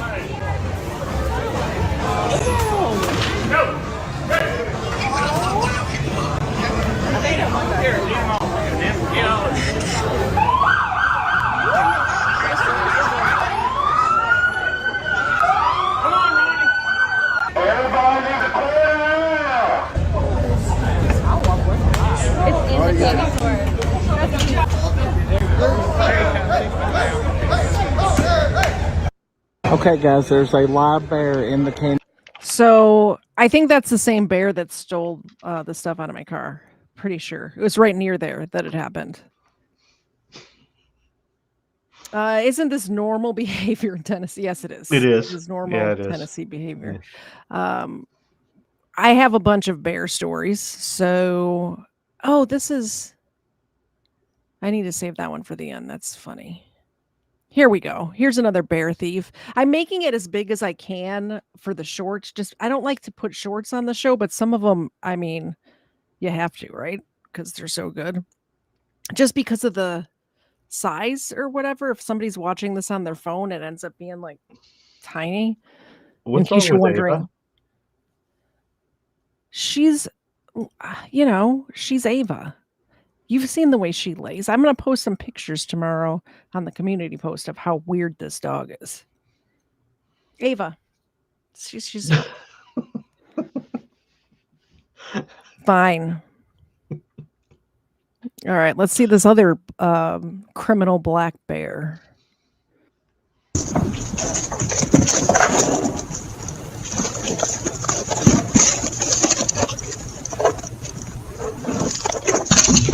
Huh? What the? Oh, come on. Oh, come on. Oh, come on. Yeah, my thoughts exactly. Not only do they steal stuff, also breaking and entering. Breaking and entering.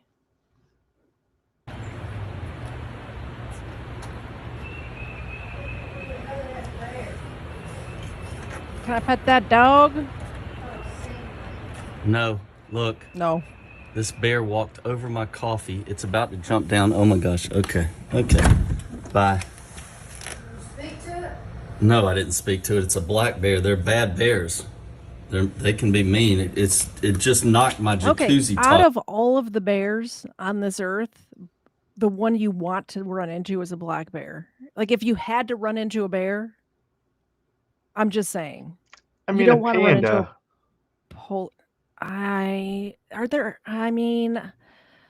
I don't know. I guess a panda. I guess. You don't want to run into a koala bear. They're mean and they have syphilis, so. And they're not real bears. Whatever. I guess a panda. I don't know the temperament of a panda. I do know that between the bears that we have in North America, this is the one that you want to see if you have to see a bear. Oh yeah. Oh yeah. Jacuzzi top over. Oh. No, I saw it drag it. When I got up, when I sat here, all of a sudden I heard. And now it just got in my jacuzzi. Okay, No, it did not. Yes, it's getting warm. It's just having a blast. It is in the jacuzzi. Okay.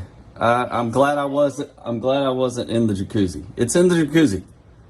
There's a black bear, a wild black bear in the jacuzzi getting warm. Unbelievable.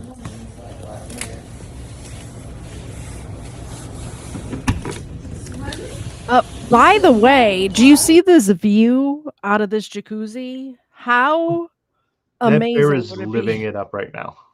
to sit in this jacuzzi? This is how we go camping. Yeah, exactly. Just sitting there, just looking at me as I open the door.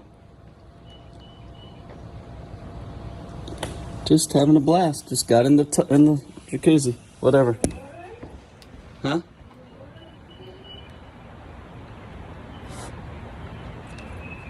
Yeah, it's warm water. Steam's coming up. It's just having a blast. Now it's trying to eat the filter. Yeah. Get that bear bear. I think Not I a pure shall bear. right now. But there was another bear that he was playing with, and then he left it and came in here.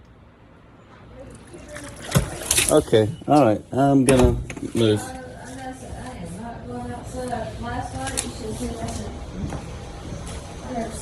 Yep. When these girls heard something downstairs, they never expected that it would be a bear in their kitchen looking for food.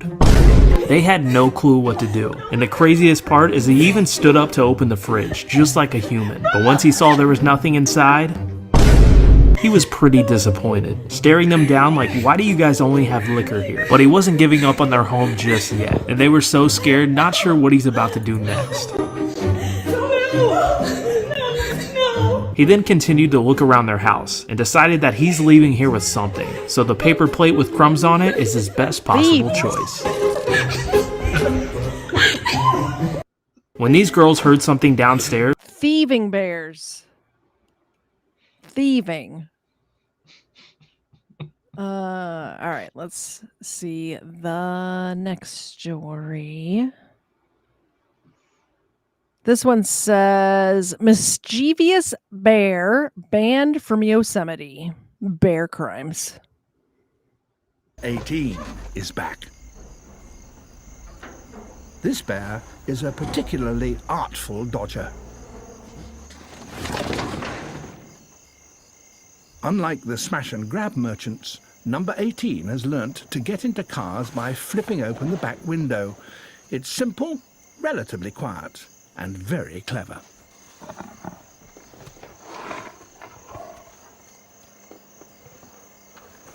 Crazy. His radio collar and tags allow rangers to keep track of his movements and decide when to take action. Tonight's break-in will be added to his record. One more offence and he'll be removed from the park. Get him. That's a grizzly bear, isn't it? Number It's a brown 18's bear, yeah. approach may be windscreen friendly, but he'll still trash the interior. But don't feel too sorry for the owners of this truck. If they'd bothered to remove their food, this bear wouldn't have been tempted to break in. By the way, if you're out in the wilderness, you have got to put your food up. You cannot leave. Like when that bear broke into my car, I made sure that there was no food. I usually keep snacks in my center console just because you never know when you're going to get stuck in Atlanta traffic. So I always have like a little pack of the cheesy crackers or something in there. I made sure to remove all of the food. The trash container that I keep in my car, the only thing that was in there was one empty Celsius can. And that bear smelled it and broke into my car. Oh, and there was one, like a candy bar wrapper or something with the Yep. Celsius can. That was it. Yeah. He That's was it. not very happy. He smelled it. Ultimately, it's the bears that pay the price for people's laziness.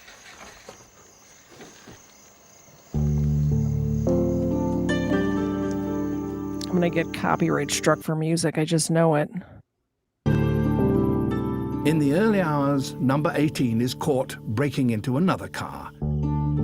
He's tranquilized and his eyes are protected from the dust and lights. Now he begins a long and stressful journey out of the park. The fate of all Evicted. regular lawbreakers. This bear's been evicted. He got evicted from a national park. Yeah.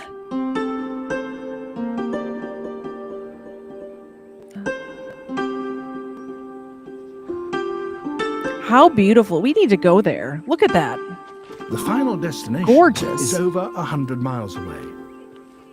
After 5 hours on the road, number 18 will be severely traumatized and bad-tempered.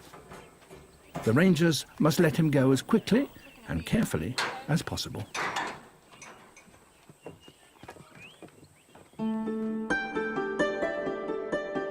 Bears never forget a reliable food source, but if number 18 does return to Yosemite, he's now so dangerous that the rangers will be forced to shoot him. You don't want that. All right. Yeah, bears, am I right? Here's another good story. I think I've shared this on my channel before as well, but Somebody sent this to me when that bear first broke into our car. And I think I shared it on the channel then. But listen to these idiots. Now one of the wildest alleged insurance scams that we've ever heard about. Take a look at this video. Do you remember this story? Yeah. This is Yeah. crazy. Listen to this BS. The owner of the car says it was a bear that scratched up the interior. But authorities say it wasn't a bear at all. It was him dressed up in a bear suit like this. Stephen Fabian with the story you gotta see to believe. Caught on camera, it looks like a giant bear ransacking a Rolls Here's Royce. the thing. If you look at the movements in this, like look at the movements of this guy and this bear, it doesn't look like a wild animal at all.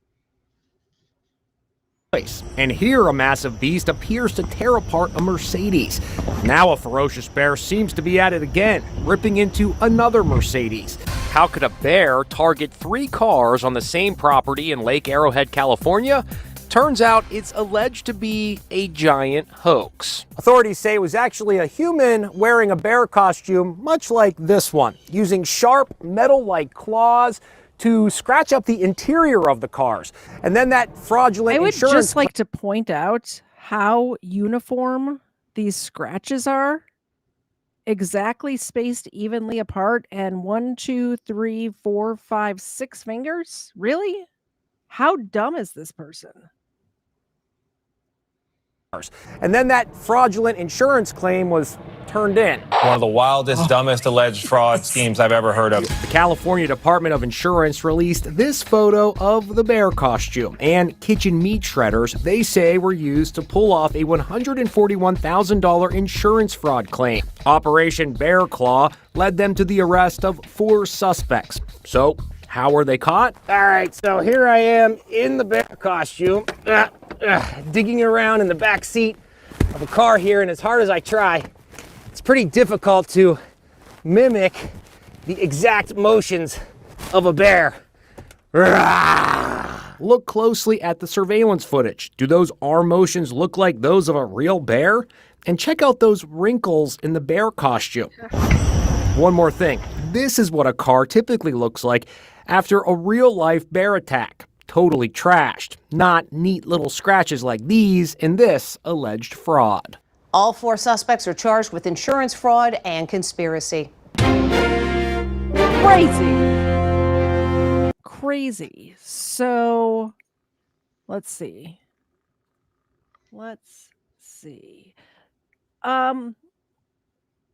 You guys watch Booze and Body Cams, right? If you're here for the first time, I do a show on Wednesdays and Fridays with my co-host Kfar, where we go over body cam videos and stuff like that. 2 times in the last, 2 weeks, we've watched a body cam video, and then something happened to somebody that I know, the exact same thing that happened in the body cam. So one of them was that woman who crashed into that person's house, and my friend Ed, who I used to also do a show with, he's an old co-host of mine. He was actually my first partner in YouTube. Anyway, somebody crashed into one of his houses, and then we covered that story last Wednesday, I believe it was, of that deer getting into somebody's house, and my friend Dan had a deer in his living room literally the next day. It was crazy. I'm going to see, Dan sent me a video. I'm going to see if I can find it and play it for you guys. But first, let's get to this next story about the police officers doing fun stuff. This says, undercover cop dressed as teddy bear makes genius arrest. Waffle Salter sent me this, and it reminds me of, do you remember that sting operation where they sent out like things to people saying, yeah, you won the raffle that they never entered. You got a TV, you got a trip, you got a motorcycle. Come and collect your prize. And all of these idiots with warrants showed up to collect their prize. One right after the other. Yeah. This reminds me of that. And what was great is some of those people thought it was a great way to get caught. They're like, yeah, really? I'd be like, that's genius. You got me. Yeah, thank you. All right. Caught on camera, how about this? If a bear is outside your door with Valentine's Day gifts, beware. This is in Peru, and that bear was actually a cop. Oh, look what he got. Peruvian police officer dressed up. So he went to the home of a woman who was accused of selling drugs. So the woman saw the bear, she went outside, and that's when she was arrested. Police say actually 2 women were inside the house. They've used this method before, and apparently it works.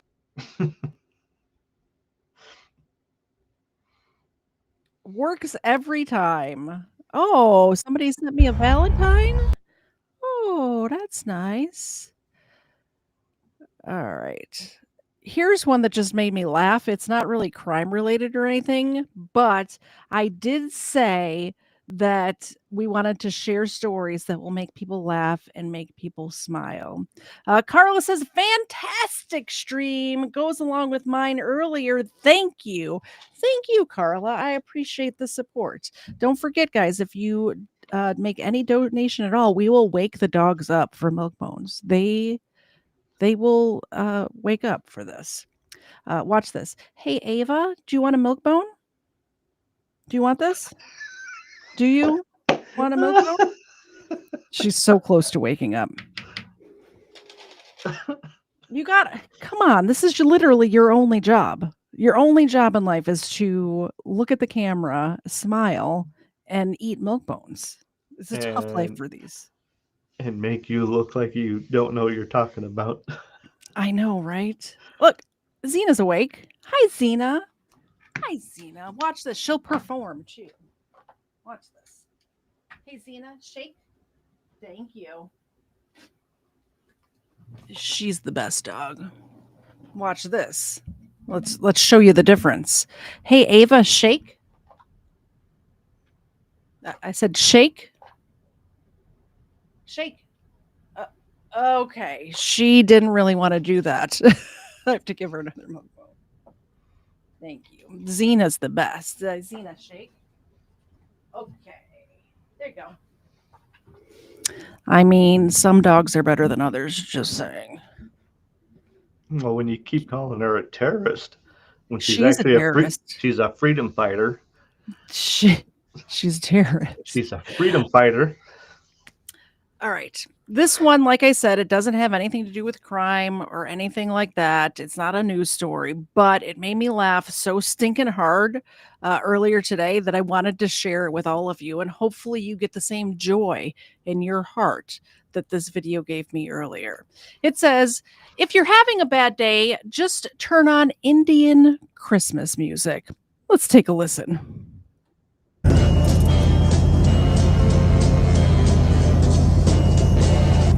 Just hear those sleigh bells ding-a-ling-a-ring-a-ting-a-ting-a-ling-a-too. Ring-a-ling-a-ling-a-ding-dong-a-ding. Come on, it's lovely weather for a sleigh ride together with a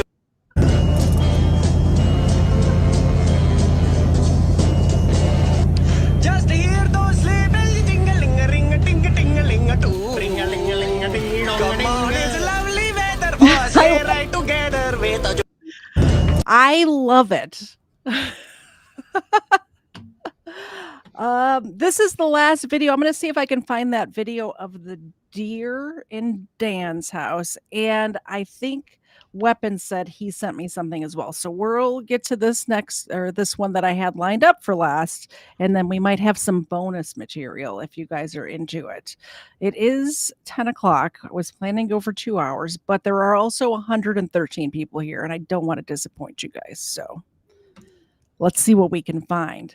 If anybody has some good news stories that you can think of, pretty please send it to me on Discord right now, and I will make Mr. Zed stay up all night watching videos the more you send me. All right? That's the deal. This one says, Good Samaritans save Kentucky trooper shot during a traffic stop. Let's see what happens.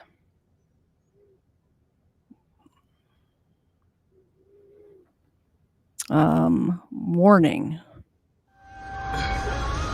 By the way, everything, the graphic is blurred. So just if you are, the type of person that can't watch stuff like this, it is all blurred out. So no need to no, hey, algorithm, no need to do anything about this.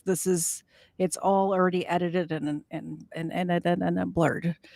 Holy cow. Maybe little half shots was a bad idea. Maybe I needed to do like quarter shots or eighth of shots because words are hard right now. And Mr. Zed still has both eyes open. So that's the difference. He's been taking full shots. I've been taking half shots. I can't talk right now, and he's like bright-eyed and bushy-tailed. That's a Marine. Lots of practice. Go ahead, put your hand on the steering wheel for me. Go ahead, put your hand on the steering wheel for me. So go ahead and put your hand on the steering wheel.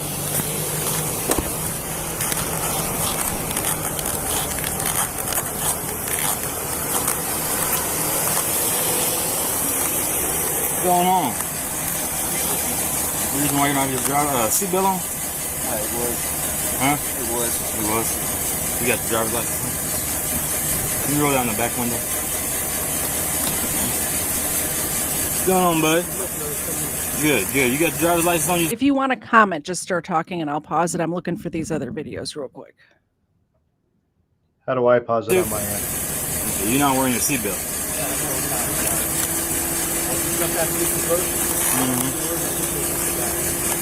Do you have any ID on you? Go ahead and put the car in park because they don't park. Where are you guys headed? What is it? Do you have a social? What is it?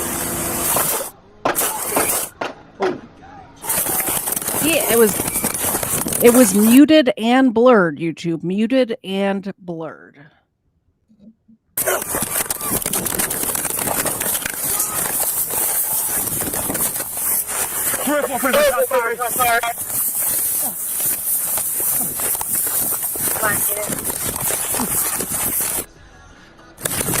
Shot fired.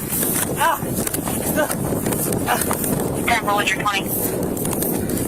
Right at the airport. 304 1064. No bleeding. Shot in the leg. Shot in the leg. 10-4.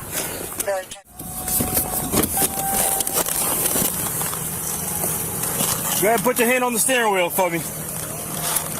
Go ahead, put your hand on the steering wheel for me. So go ahead and put your hand on the steering wheel.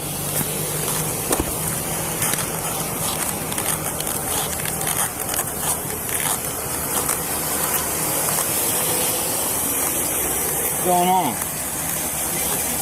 The reason why you're not your driver seatbelt on? It was. Huh? It was. It was. You got the driver's license? Can you roll down the back window? What's going on, bud? Good, good. You got the driver's license on you too? Okay, you're not wearing your seatbelt.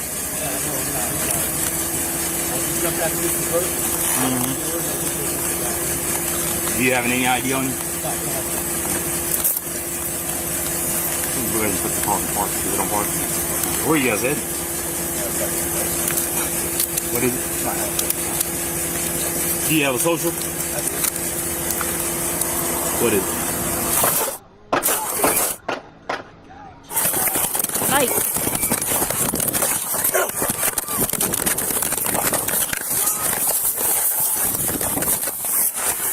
For shots fired.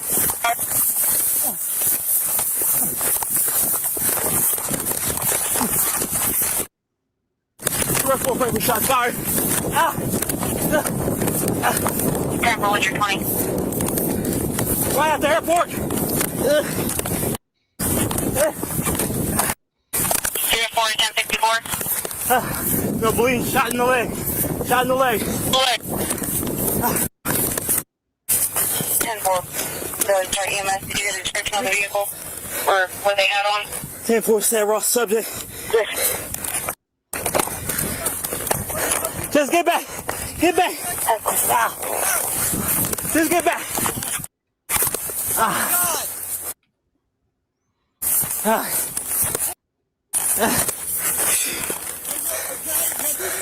Yeah. 304.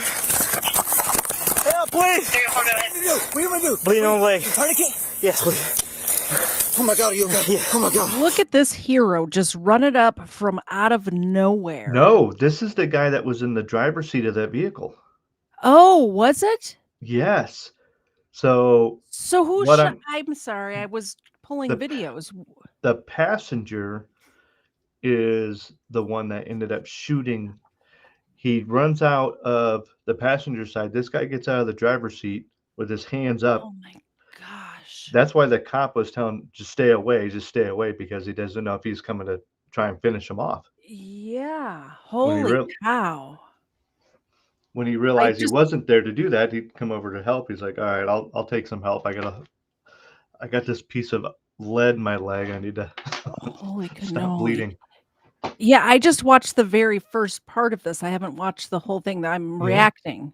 Apparently, this is a React channel now. But I put a link for my Discord. You all are invited. I don't really, it's a good place to send me videos for the show. So if you want to just drop them right now into the general chat, I'll pull them from there. So anybody who's got a fun, good, wholesome news story, send them over to me and I will do that. Or if you like, there's some people who I'm friends with on Twitter or whatever, you can send there too. Please. 304, go ahead. What do you want to do? Bleeding on the leg. Tourniquet? Yes, please. Oh my God, are you okay? Yeah. Oh my God. Here. 304, you're not coming out. Bleeding on the leg. Here. Shot in the leg. Here. What do I do? What do I do? You know, just tell me what to do. Yeah. Turn it tight. 304, Yes. hang on. Bleeding on the leg. Oh my God. Is that tight? I did put a poll in the chat that says, let me see my exact wording. It was 10 seconds ago and I'm a little drunk. If you saw an officer struggling, would you stop to help? Right now, 100% of you, warms my heart, by the way. I have the best audience, best chat in the world. 100% of you said you would stop to help. But Wixom is correct. If you decide to help, ask the officer first. There have been people charged for helping. So make sure you ask the officer first or let them know I'm here to help you. Don't get charged with something like interfering or, you know what I mean? But this officer was in distress and it's very difficult to put a tourniquet on yourself. It can be done. Obviously, people have done it, but it's way easier to have somebody else do it for you because you have to get it so stinking tight.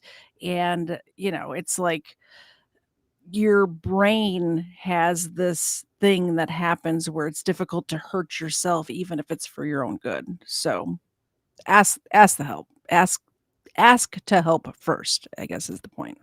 It's not time enough, is it? Did you get a description of what the male was wearing and what direction he fled? Where's the airport? Here. Oh my God. 10-4 towards the airport. Here. 204 is en route to you. Oh my God. Bleeding. There's some water, please. Shot in the leg. Oh my God. What do you need? 911? Yeah. Somebody call? Somebody, yeah. We need a better tourniquet. Do you have a tourniquet on you? Do you have a tourniquet on you? No. I got another belt. Yes. You got another belt? Yes. I'm not, because I don't have this one good. Is that the only place you were shot? Yes, I think so. Frank for 304. Is somebody called? Are you Is help on the way? Yeah. 911 called? He's got a tourniquet on it. Even a guy on a bicycle He just got stopped. one bullet. Yes. Yeah. Guy on And the this bicycle. guy, he's got his belt off and everything ready to. Well, this guy right here walked up and he took his belt off, but there's a guy that looks like he stopped his bicycle. And we know how these right there, you know, these crazy bicycles are. They don't help nothing. Yeah. Except they help to slow down traffic because everybody gets stuck behind them on a 2-lane road. That's true. 911 called? He's got a tourniquet on it. He just got one bullet. Yes. We saw pulling out Yeah. the wrong way. Yeah. He almost hit us too.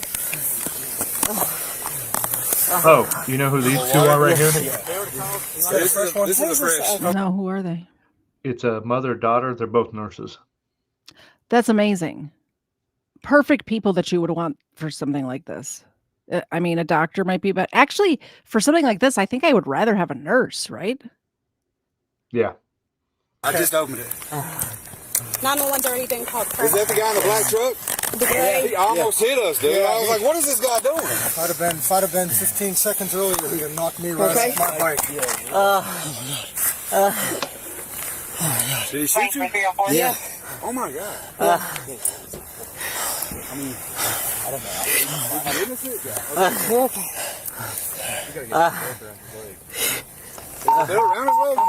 It's not good. I don't have it on here. I've got it on as tight as I can twist it, but he needs another tourniquet. Do you have a belt? Yeah, right. Yeah. Get up higher as high as you can. All right, dude. Okay, pull your leg this way so they can get through there.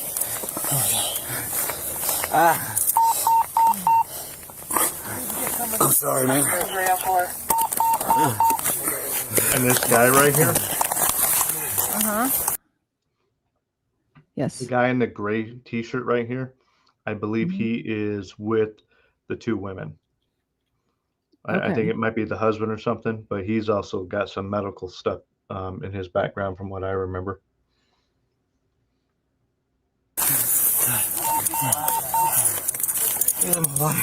Hey, more water? drink it all. Yeah, just trying to keep the sun off of it.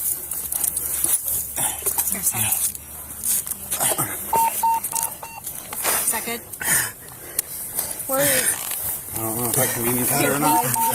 Shit, lean up against me. Where you got that? Over here. No, I might just have to hold it. Where is the shot? Right here? Down here. That's how we can do it. Did it go all the way through? I don't know. Yeah.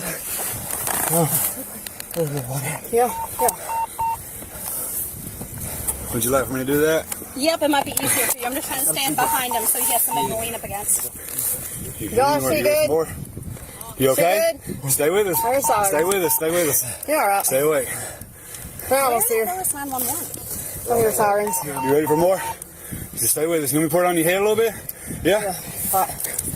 Sorry, man. No, you're fine. I'm just trying to keep his head up. What happened here anyway? The vest? You need the vest off?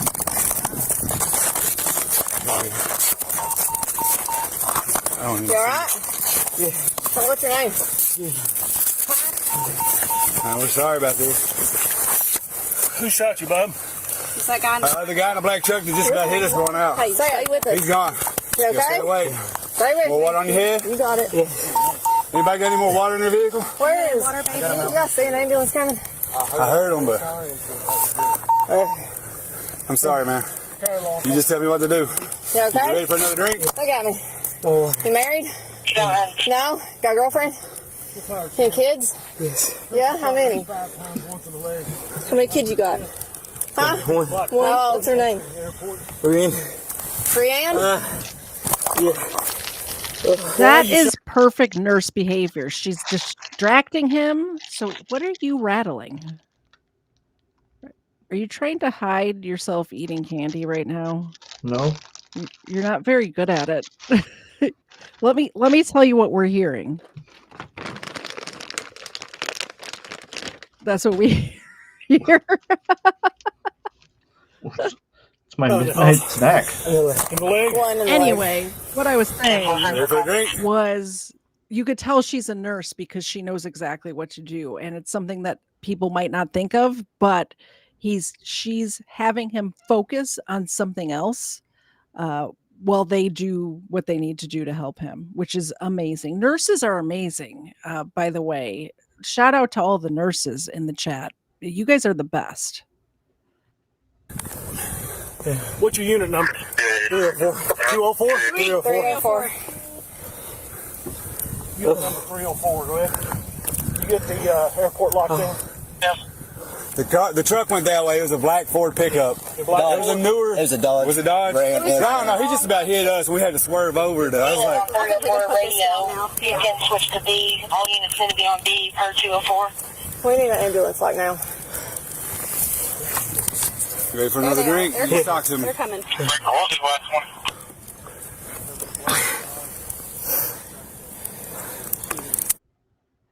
What was you trying to stop him for, boss? Once. So they at least have the plate number, right? It's my truck. He's a friend of mine asked for a ride, and when the cop got behind me, he told me to run. I said, I'm not going to run, man. Wow. So you know that? Yeah. Oh, that's great. Step back over here for Okay. me. Can you hold this? Yes. Yeah. Okay. You okay, hurting? Yeah. Sorry, man. I've known him for a while. Tighten this up. You're good, right? Yeah. Ready for another drink? I try to get somebody to get some more water up here. Do you have water? He needs water. Where did Josh go? Why is he not in the car beside him? He's walking with her. She was crying. Oh, She okay. wasn't there. You want it on your head? Yeah. Anybody got a napkin? Wipe his face off a little bit. You got to turn it on. Yeah, we got two. We got a help. That's best we can do. If you got something better, then he shot right here. You okay? So how'd you get shot? This guy right here has all the info. Lean back a little bit. Huh? Lean back? Lean back. Just don't go out on us. Is that good? Okay. You want to go up a little bit more? Or The guy that was in the blue shirt, talk to him. He can give you all the info. Where you want it at? Put it right down here. Yeah, because I was telling you shit to do. Stay with me, dude. Stay up. Here, water. It's amazing. I'm just thoroughly amazed at how many people stopped to help this officer.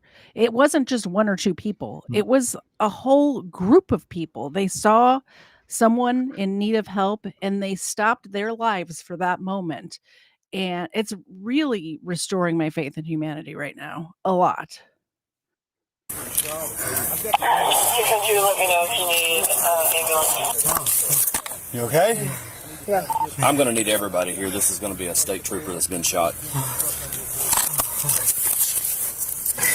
He said he would pull the guy over for warrants. This guy over here in the blue shirt, I think it might have been his truck.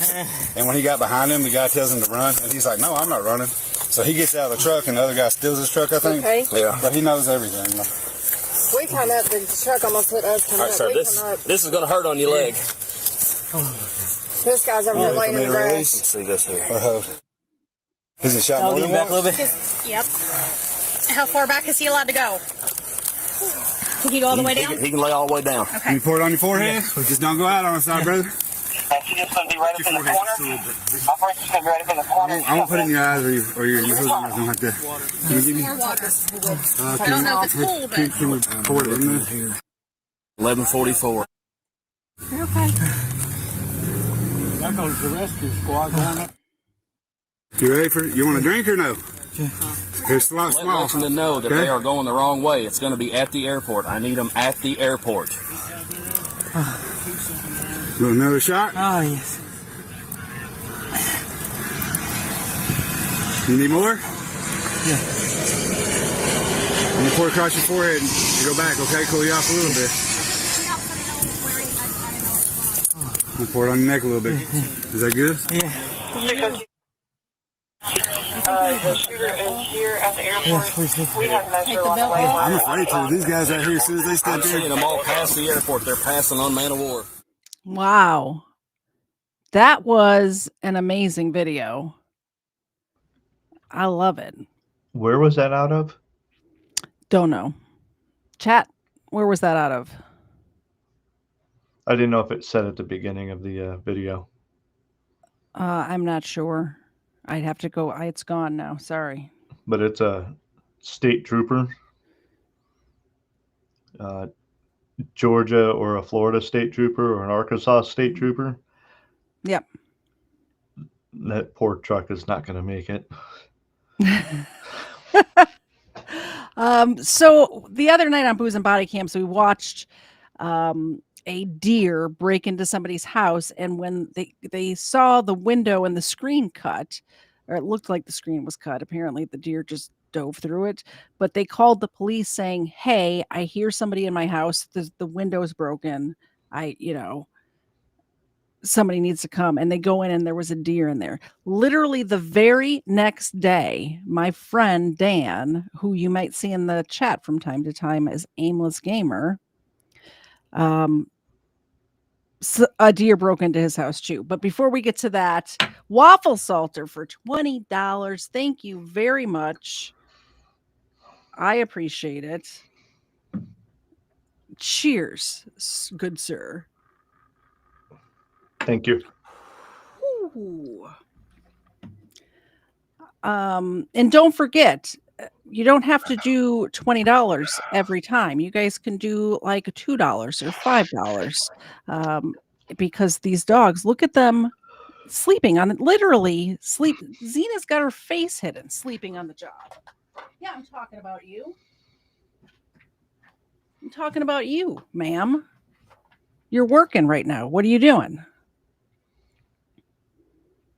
Poor Zena. All right, so this is from my friend Dan. It's only 15 seconds long, but he's disabled, immobile, disabled, and his mom he lives at home with his mom, and his mom has a walker. So we have an immobile, wheelchair-bound person and a elderly person with a walker. And imagine this happens to you.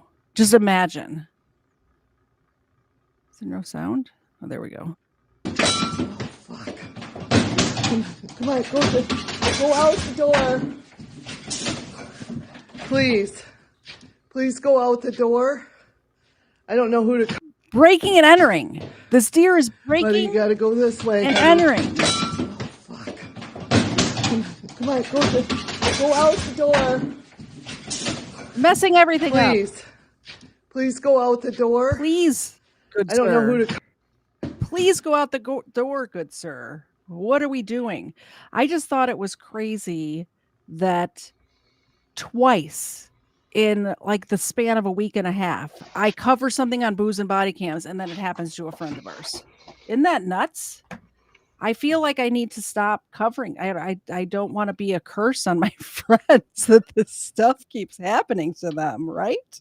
So if it's not in season, but it's in your house, we just add seasoning, right? Castle doctrine. Yeah, I did tell Dan. So, okay, I got to tell you how funny my friend Dan is.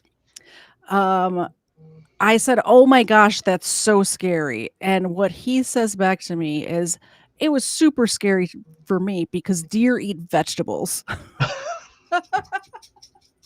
I love that guy. Amazing. All right, we do have.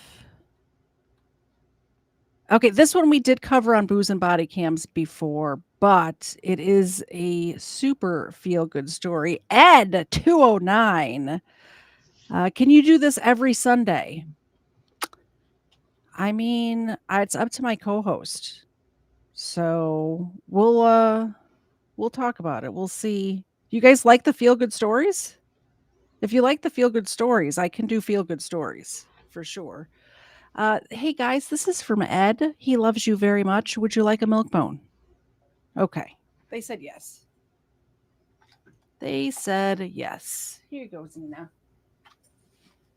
I appreciate it, Ed. And by the way, 6 months. You're awesome. Thank you so much. I appreciate that. I clicked the wrong button. I have to reshare my screen. So there we go. This is a dog leads Florida deputy to missing elderly woman. This one I started weeping the first time I watched it, by the way. It just takes that dog. These next, I think I have 3 more. I'll check again to see if anybody else sent something. You guys just sent to me. So it is an interactive show tonight. But she never takes more than 10 or 15 minutes. It's almost an hour now. It's over an hour now. Okay, do you know what breed the dog is? The dog's just he's just a 100-pound dog. Okay. Just 100-pound mutt, you say? I got one of those right here. Zena. She's only 80 pounds though, but still. One tubby.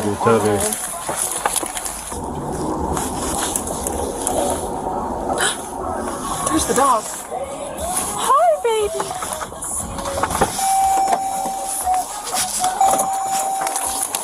baby. Where's your mama? Hi. Hi, where's your mama? Where's your mommy? Hold on. Hold on, where's your mama? Tell me where your mama is.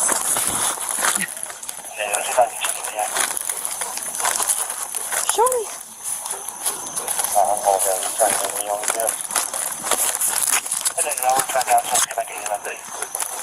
Ma'am?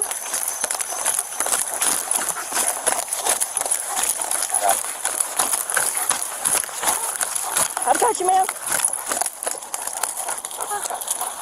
322, I've located her. Oh, hey, ma'am, can you tell me what happened? Oh, can you tell me what happened? Are you okay? Oh, 322 SO, can you have EMS en route to the golf course? She's laying here on the sidewalk, alert and conscious, but she may have injured herself. Where were you when found you? I was in front of that house right there. And then the dog ran up to me. I was right out here. And the dog brought you? Mm-hmm. He wouldn't leave. He kept coming back to me. Mm-hmm. He ran up to my car and I said, bring me to your mommy, and he ran back here. Oh my He came goodness. up to your car. Mm-hmm. Good boy. Sweetheart. Good boy. Very good boy. I'm not even his owner. I'm his grandmother. Oh, you're such a good boy. You're so good. That's a good dog.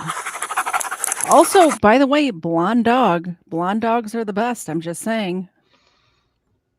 Yep. You're so good. You like blondes too, honey? Is that what you're saying? I've apparently got a type. You're a good boy. Grandma loves you. Good boy, Eeyore. Eeyore is that dog's name. How cute is that? Next video. This one says bystanders lift helicopter to save trapped crew in Sacramento crash. Yep. Okay. With new information about the helicopter crash on Highway 50. Take a look. New dash cam video shows the moment the medical helicopter descends on the highway. As you can see, it was a busy evening when the helicopter started falling and crashed on the freeway, luckily avoiding other vehicles. Tonight, we're learning new details on the condition of the woman trapped underneath the wreckage of that helicopter crash. Yeah, her family has identified her as Susie Smith, and tonight they're praying for a miracle. The family says she has severe injuries, mostly involving trauma to her brain. They say she was the flight nurse on the Reach medical helicopter that had just dropped off a patient at UC Davis Medical Center when it crashed. Smith and the other two victims are now in critical condition. And new tonight, we're learning more about the strangers who jumped into action to try and save lives. And we have video from last night showing dozens of people coming together, lifting the aircraft to help reach crew members trapped. Look at that. Tonight, That is ABC awesome. 10's Garshpal Sangha Yeah. spoke to the heroes who Look at all of them working together. They don't know each other, I assume. They're all from different vehicles, right? And it's just humanity coming together and to help somebody. I love this stuff. I love this stuff. To play devil's advocate on this, I'm sure there's one or two of them there that's like, get this thing out of my way. I'm late. That would be you, or you'd be like, all right, we need help, people. Let's go. I gotta get home. I got booze and body cam to watch. I know, we all know at this point how eager you are to get home at the end of the night. I've seen body cam footage of it. say they happen to be in the right place at the right time. Yeah, Chris and Laura, it is a powerful 20 strangers shoulder to shoulder lifting a helicopter off a trapped victim. Last night, Chris spoke with some people who were stepping up to help. And tonight we spoke with a couple who described what they saw as they were seconds away from the helicopter crashing. The moment a medical helicopter slammed into a Sacramento freeway, and the moment strangers became Oh my healed. gosh, I want to watch that again. Did you see it? Oh, yeah. Holy cannoli, honey. The moment a medical helicopter slammed into a Sacramento freeway, and the moment strangers became heroes. When it was coming down, I looked at it and I said, this isn't Wow. good. When people were needed, they all stepped up. Everybody that was nearby and heard that man's voice knew that they just moved forward and started to go to work. Kenneth DiCrescenzo and his neighbor, Alvin, were part of that group. Ordinary people doing the extraordinary. I think it was just the idea that there's something happened here, this is an emergency, they need help, just step in and do what needs to be done. His wife Terry recorded the scene while helping at the crash site. She still can't believe how close they were to disaster. We were in the right place at the right time. They don't think what they did was anything special. They credit first responders for the fast response. The emergency responders got there very, very quickly. Fire department was right there right away. The highway patrol was right on top of it. One of the women trapped in the wreckage until bystanders helped lift the helicopter was Susie Smith. Her family tells ABC 10 they're praying for a miracle as she faces severe injuries. And we really hope that the people will recover. They'll be okay. And the DiCrescenzos will never forget the teamwork and the humanity they witnessed that day. One human being helping another, or a group of human beings helping others. And it was nice to know that it's still like that. This is amazing. Yeah, and the couples don't see themselves as heroes, just people who did what had to be done. Chris and Laura. Yeah, so beautifully said, Garsh Paul. A wonderful story of humanity, and we certainly think of them as heroes. We are so thankful for them. Garsh Paul, thank you. I love stories like that. I've said it over and over again, but holy cow, that's just amazing. This one was sent in just now. Let's see. Okay. This one says, practice joy, happiness, and peacefulness in life, not complainsies. Okay, let's see what this is. I have not seen it yet. So my question to you today is, what do you practice every day? It's very quiet. Let me pump up the volume, pump up the volume, pump up the volume. Dance, dance. All right. Question to you today is, what do you practice every day? What do you practice? Because what you practice, you will get good at. What do you practice? Do you practice joy in your life? I love this kid. Do you practice peace in your life? Do you practice happiness in your life? Or do you practice a lot of complaining? Because if you complain, you will get very good at it. And you will get so good at it that you will find fault with everything. Even when there's no fault that a layman cannot see, you, being an expert, will see it. What do you practice? Do you practice anger? Because if you practice anger, you will get very good at it.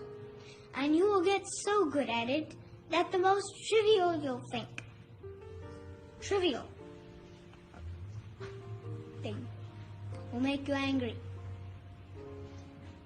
Yeah. Like sitting in an airplane and watching the sea across from you somehow looks better than the one you've been given.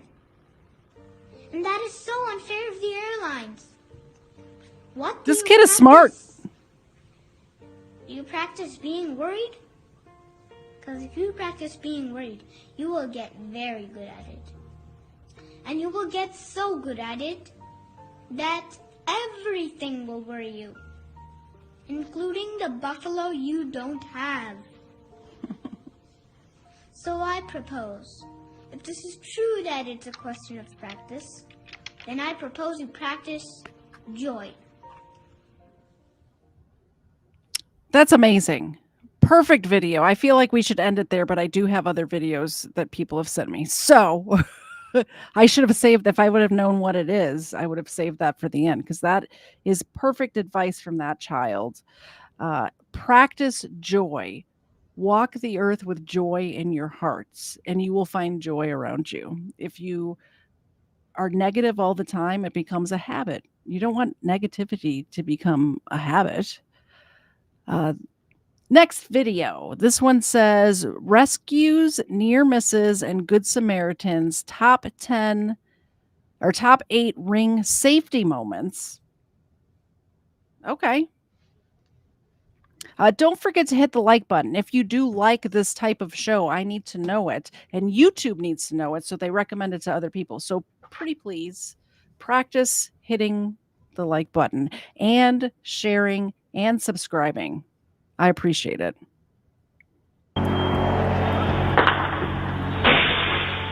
Your guys' garage is on fire. Oh.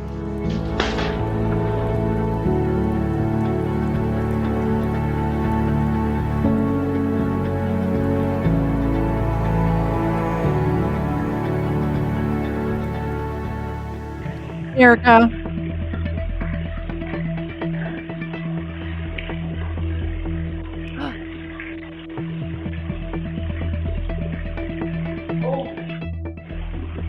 Holy cow. Pick up the phone.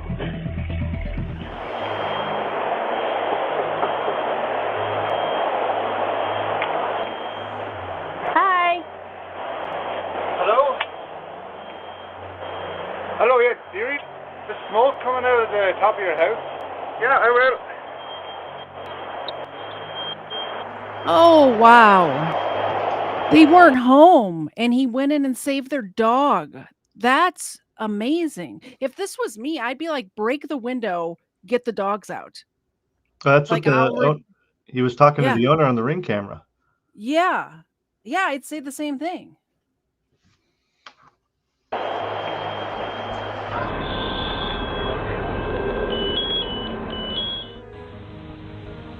Come here. Come here. Oh my goodness. It says Gigi92 was wandering the neighborhood when a delivery driver noticed her medical bracelets and contacted her family and helped bring her home. This is close to my heart. I love this.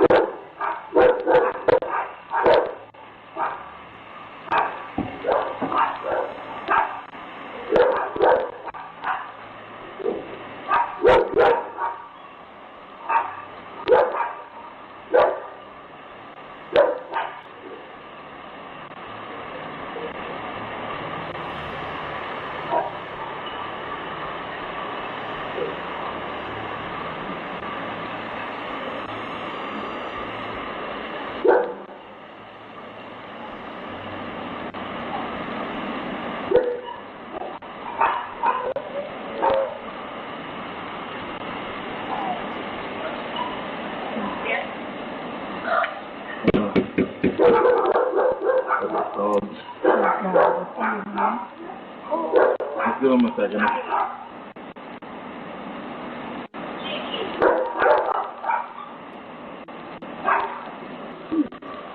Wait, let's hold on. Let's make sure that the dog doesn't come right. Now what happened? Let's find out. Okay. Okay. Put that back up. Glad it worked out, but the Amazon drivers in my neighborhood would have delivered her to the wrong address. Do you guys have that? I've only had that problem, I think, once, and thank goodness it went to our next door neighbor's house that we were good friends with. So she just brought it over to me, but we don't really have that much of an issue here. So that sucks if people do. Because we're watching all like good people, good Samaritans tonight. But there's a lot of people that would just keep that package, like whatever's in it, even if it's nothing they want. They would just be like, "Ooh, free stuff," and They kept the driver. The driver kept the grandma. I need a grandma. Yeah. This one's mine now. Yeah. Does she know how to make apple pie? Because we'll just take her over here. Okay, perfect. All right, try to see if the door's open. Check it out. Yeah, go ahead. Oh, okay. Get in. Get in. I said. No, you get in. Get in. Well, you get in.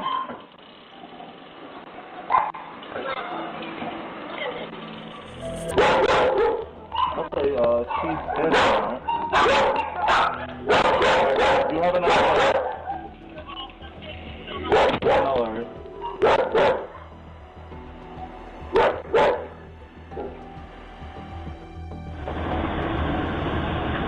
That Amazon driver was amazing. By the way, if you're ever home when you get a delivery or Amazon driver or anything like that, offer them a bottle of water. It's hot out. I mean, not now, but in the summertime, I see them come into my house almost every day and they're just pouring sweat. I always offer them a water or a soda or something.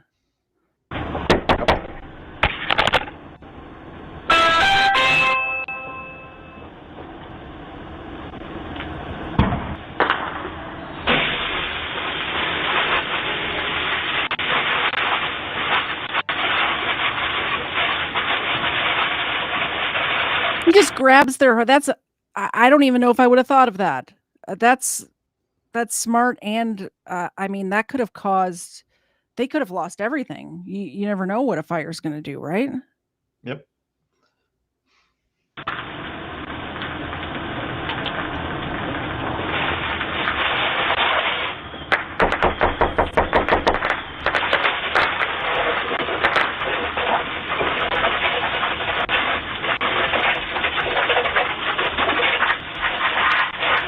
What do you do for a neighbor like that?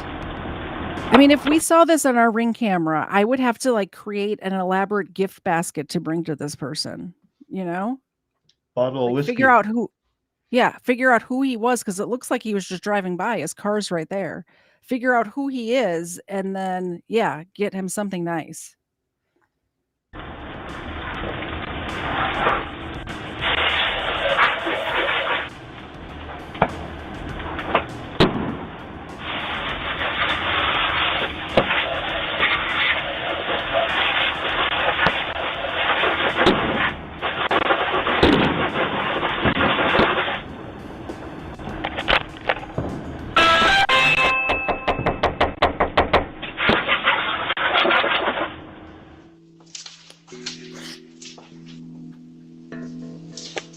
People. It says Moss was driving home when she saw the fire and decided to act. Honestly, it's just what I would want someone to do for me and my family, she says. Yeah, absolutely.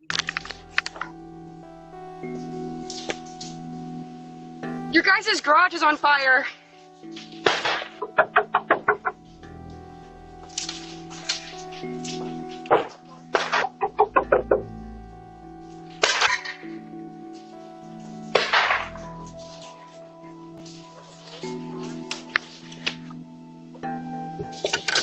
I'm so sorry. Your garage is on fire. No. Look at the kids. Get over there. Look at all the kids. Oh my gosh, this could have been horrible.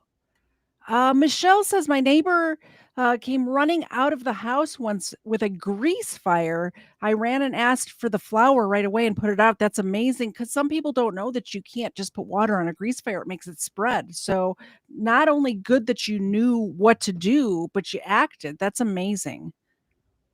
Like I said a second ago, my chat, my audience it's the best audience. It's the best people. I like to keep good people around.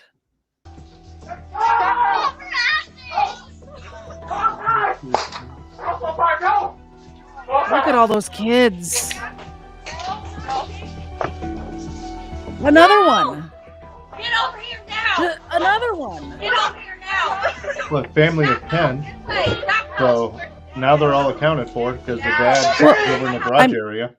I didn't realize it was all kids, though. Like a lot of cultures have many generations living in a house, and aunts and uncles and stuff. These are like they just have a lot of kids. Yeah, football team.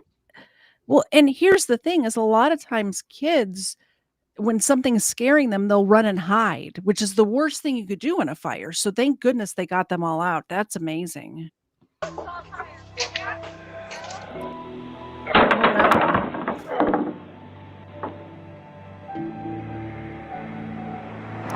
Joey credits Ring with helping his family save his life. Where I fell, I could have laid there in the 100-degree heat most of the day without being found, he says.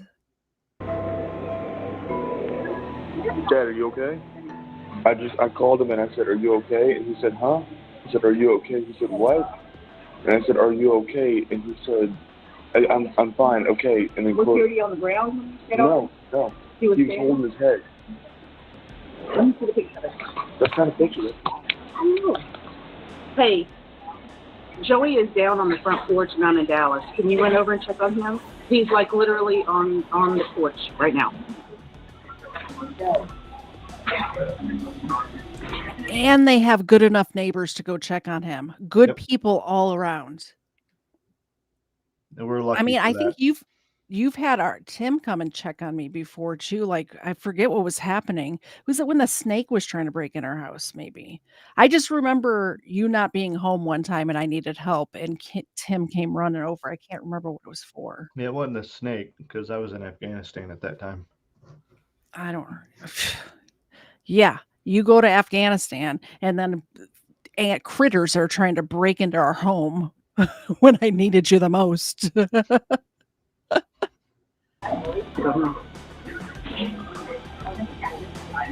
Okay, we're gonna need to call. We're gonna need to call 911. By the way, we have this exact same flower pot. You see it? Yeah. Familiar? You got twos of them. Call him. I'm gonna keep the Ring camera alive so I can watch.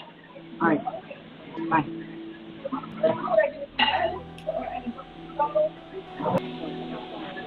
He lives right down the road. You got it up yet? Yeah. Come over here. Yes, I am. They asking me how old Joey is.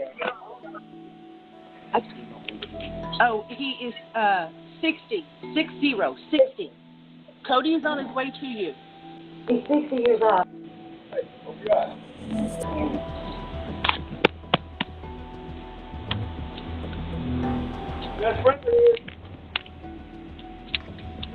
Ambulance, sir. Yes, move.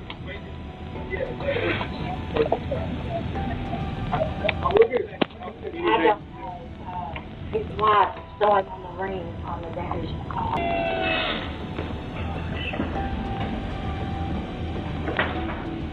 Hey, guys, yeah. If their house is on fire. I know, I'm knocking on the door and there's nobody answering. Another with the house on fire. I Yep. didn't think this was a big problem, but apparently it is. And thank God people are here to help.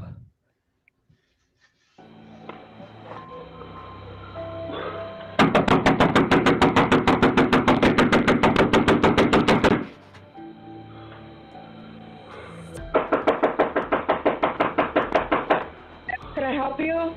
The house next door to you is on fire. Your house is almost on fire. Okay, thank you.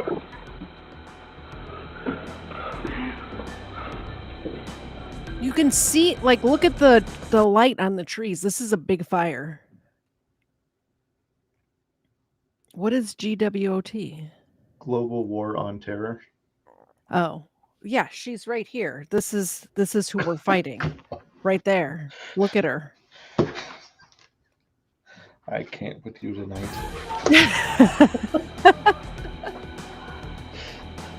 I've been telling you that.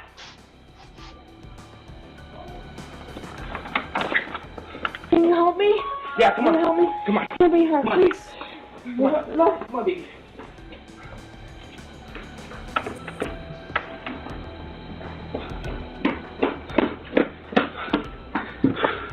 Can you help me with that?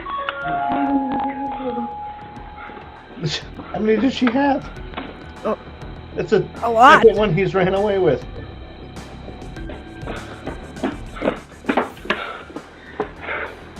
Need more help?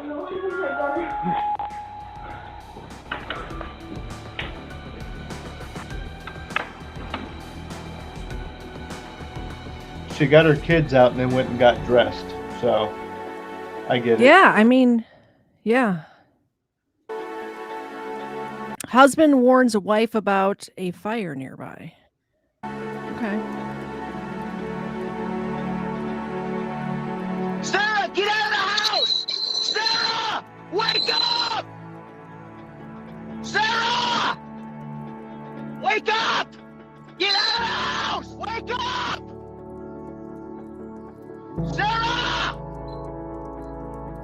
There's a fire coming up the hillside! Get out of the house!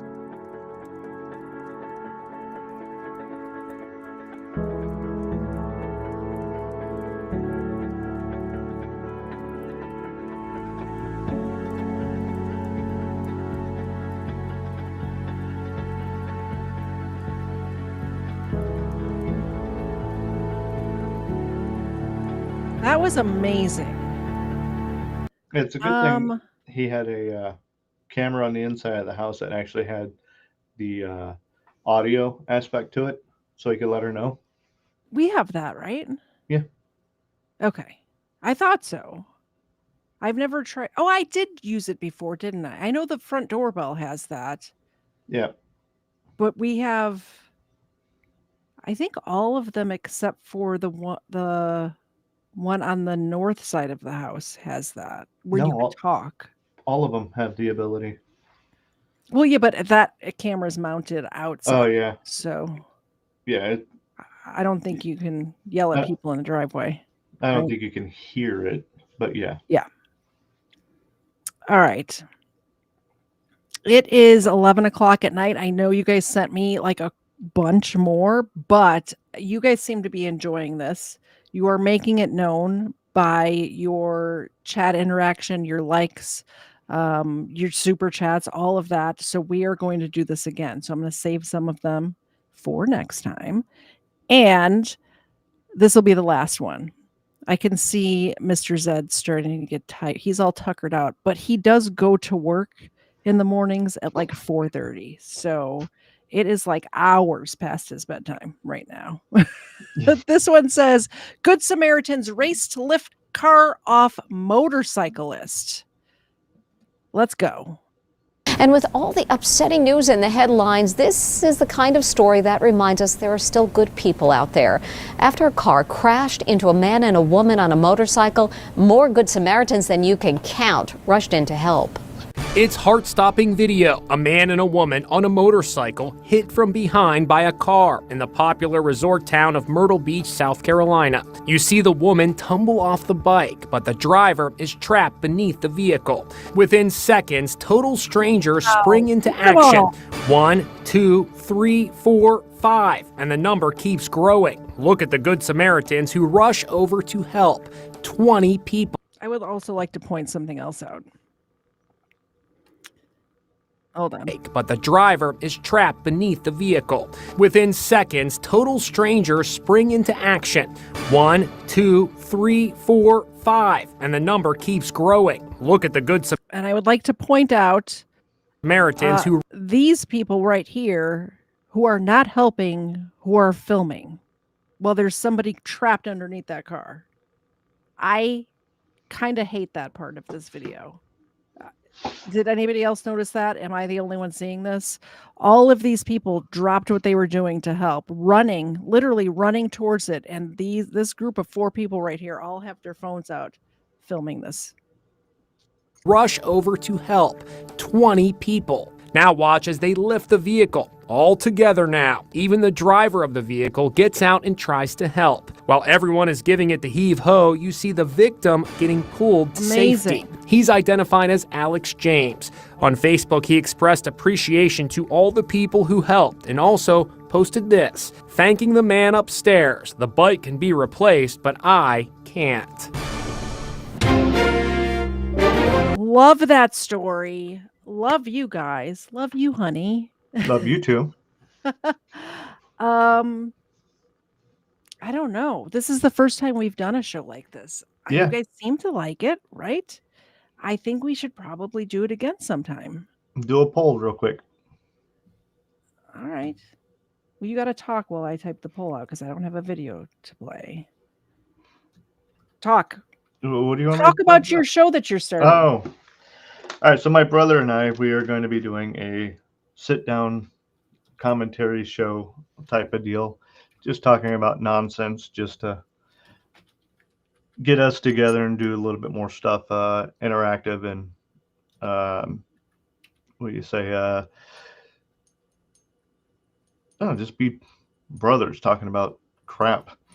Um, thanks, Weapons. I Talking appreciate about that. crap. Yeah. Um, and my sister, she might jump on every now and again. I Just don't for fun. remember the name of your new channel. I want to put it in the chat though. What is it again? I know I'm subscribed to it. But is Four it like Brothers Decisions. poor? Pour. It's, you know what? We need to workshop that name. It doesn't flow. It's not for POU. you. It's, yeah, but you know. All right. But Is it this? Did you not change the logo yet? what are you talking Okay, I about? think this is it. There's several channels that have that, so I'm trying to find the correct one. This is it. Okay.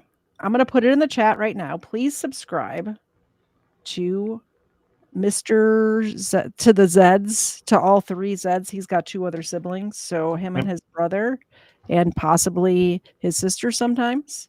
Yeah. They'll be doing stuff over there. They might have me as a guest. Who knows? Maybe I'll just be behind the scenes pressing buttons. Hey, make things easy. Producer. Hey.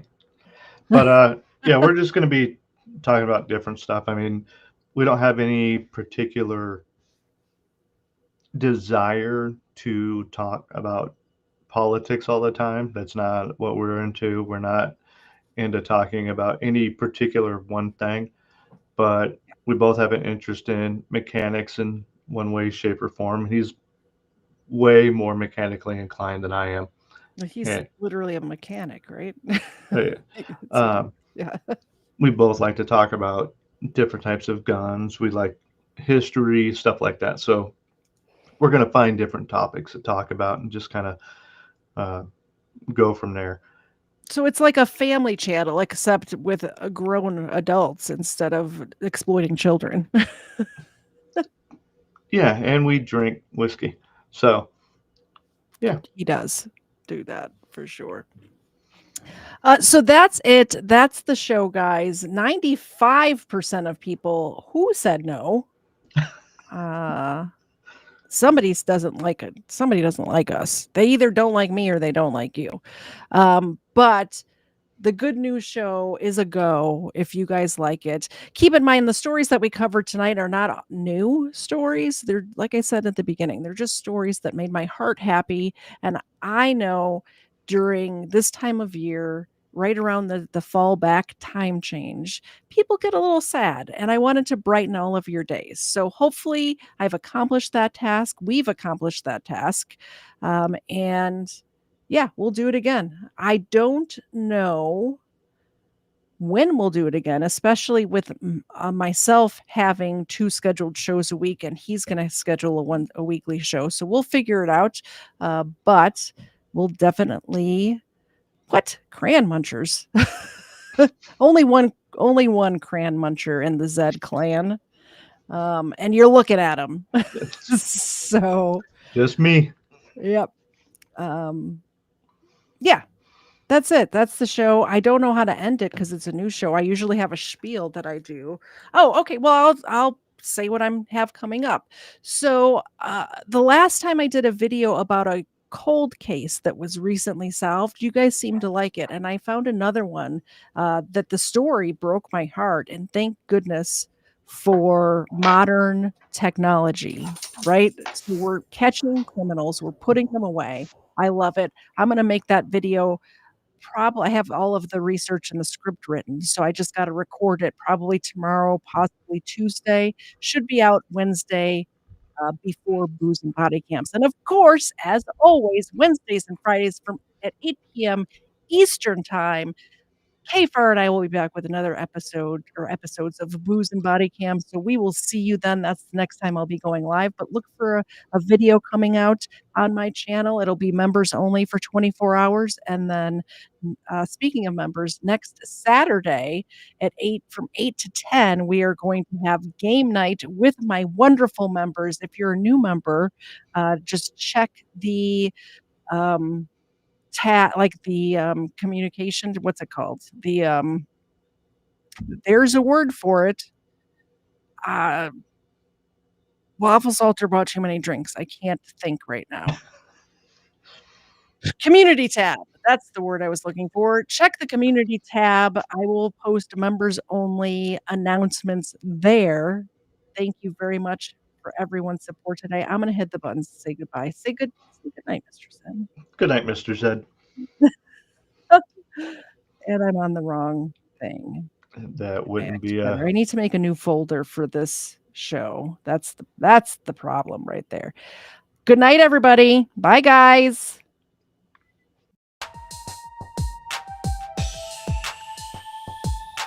First Florida man was Hernando de Soto. First Florida man, Hernando de Soto. First Florida man was Hernando de Soto. Won't you solo go show off your photos, throw out your Twinkies, throw up your ho-hos, tuck in them pinkies, them shits a no-no. The first Florida man was Hernando de Soto. Brought to my attention by the man with the mojo, my 8th subscriber, I'm a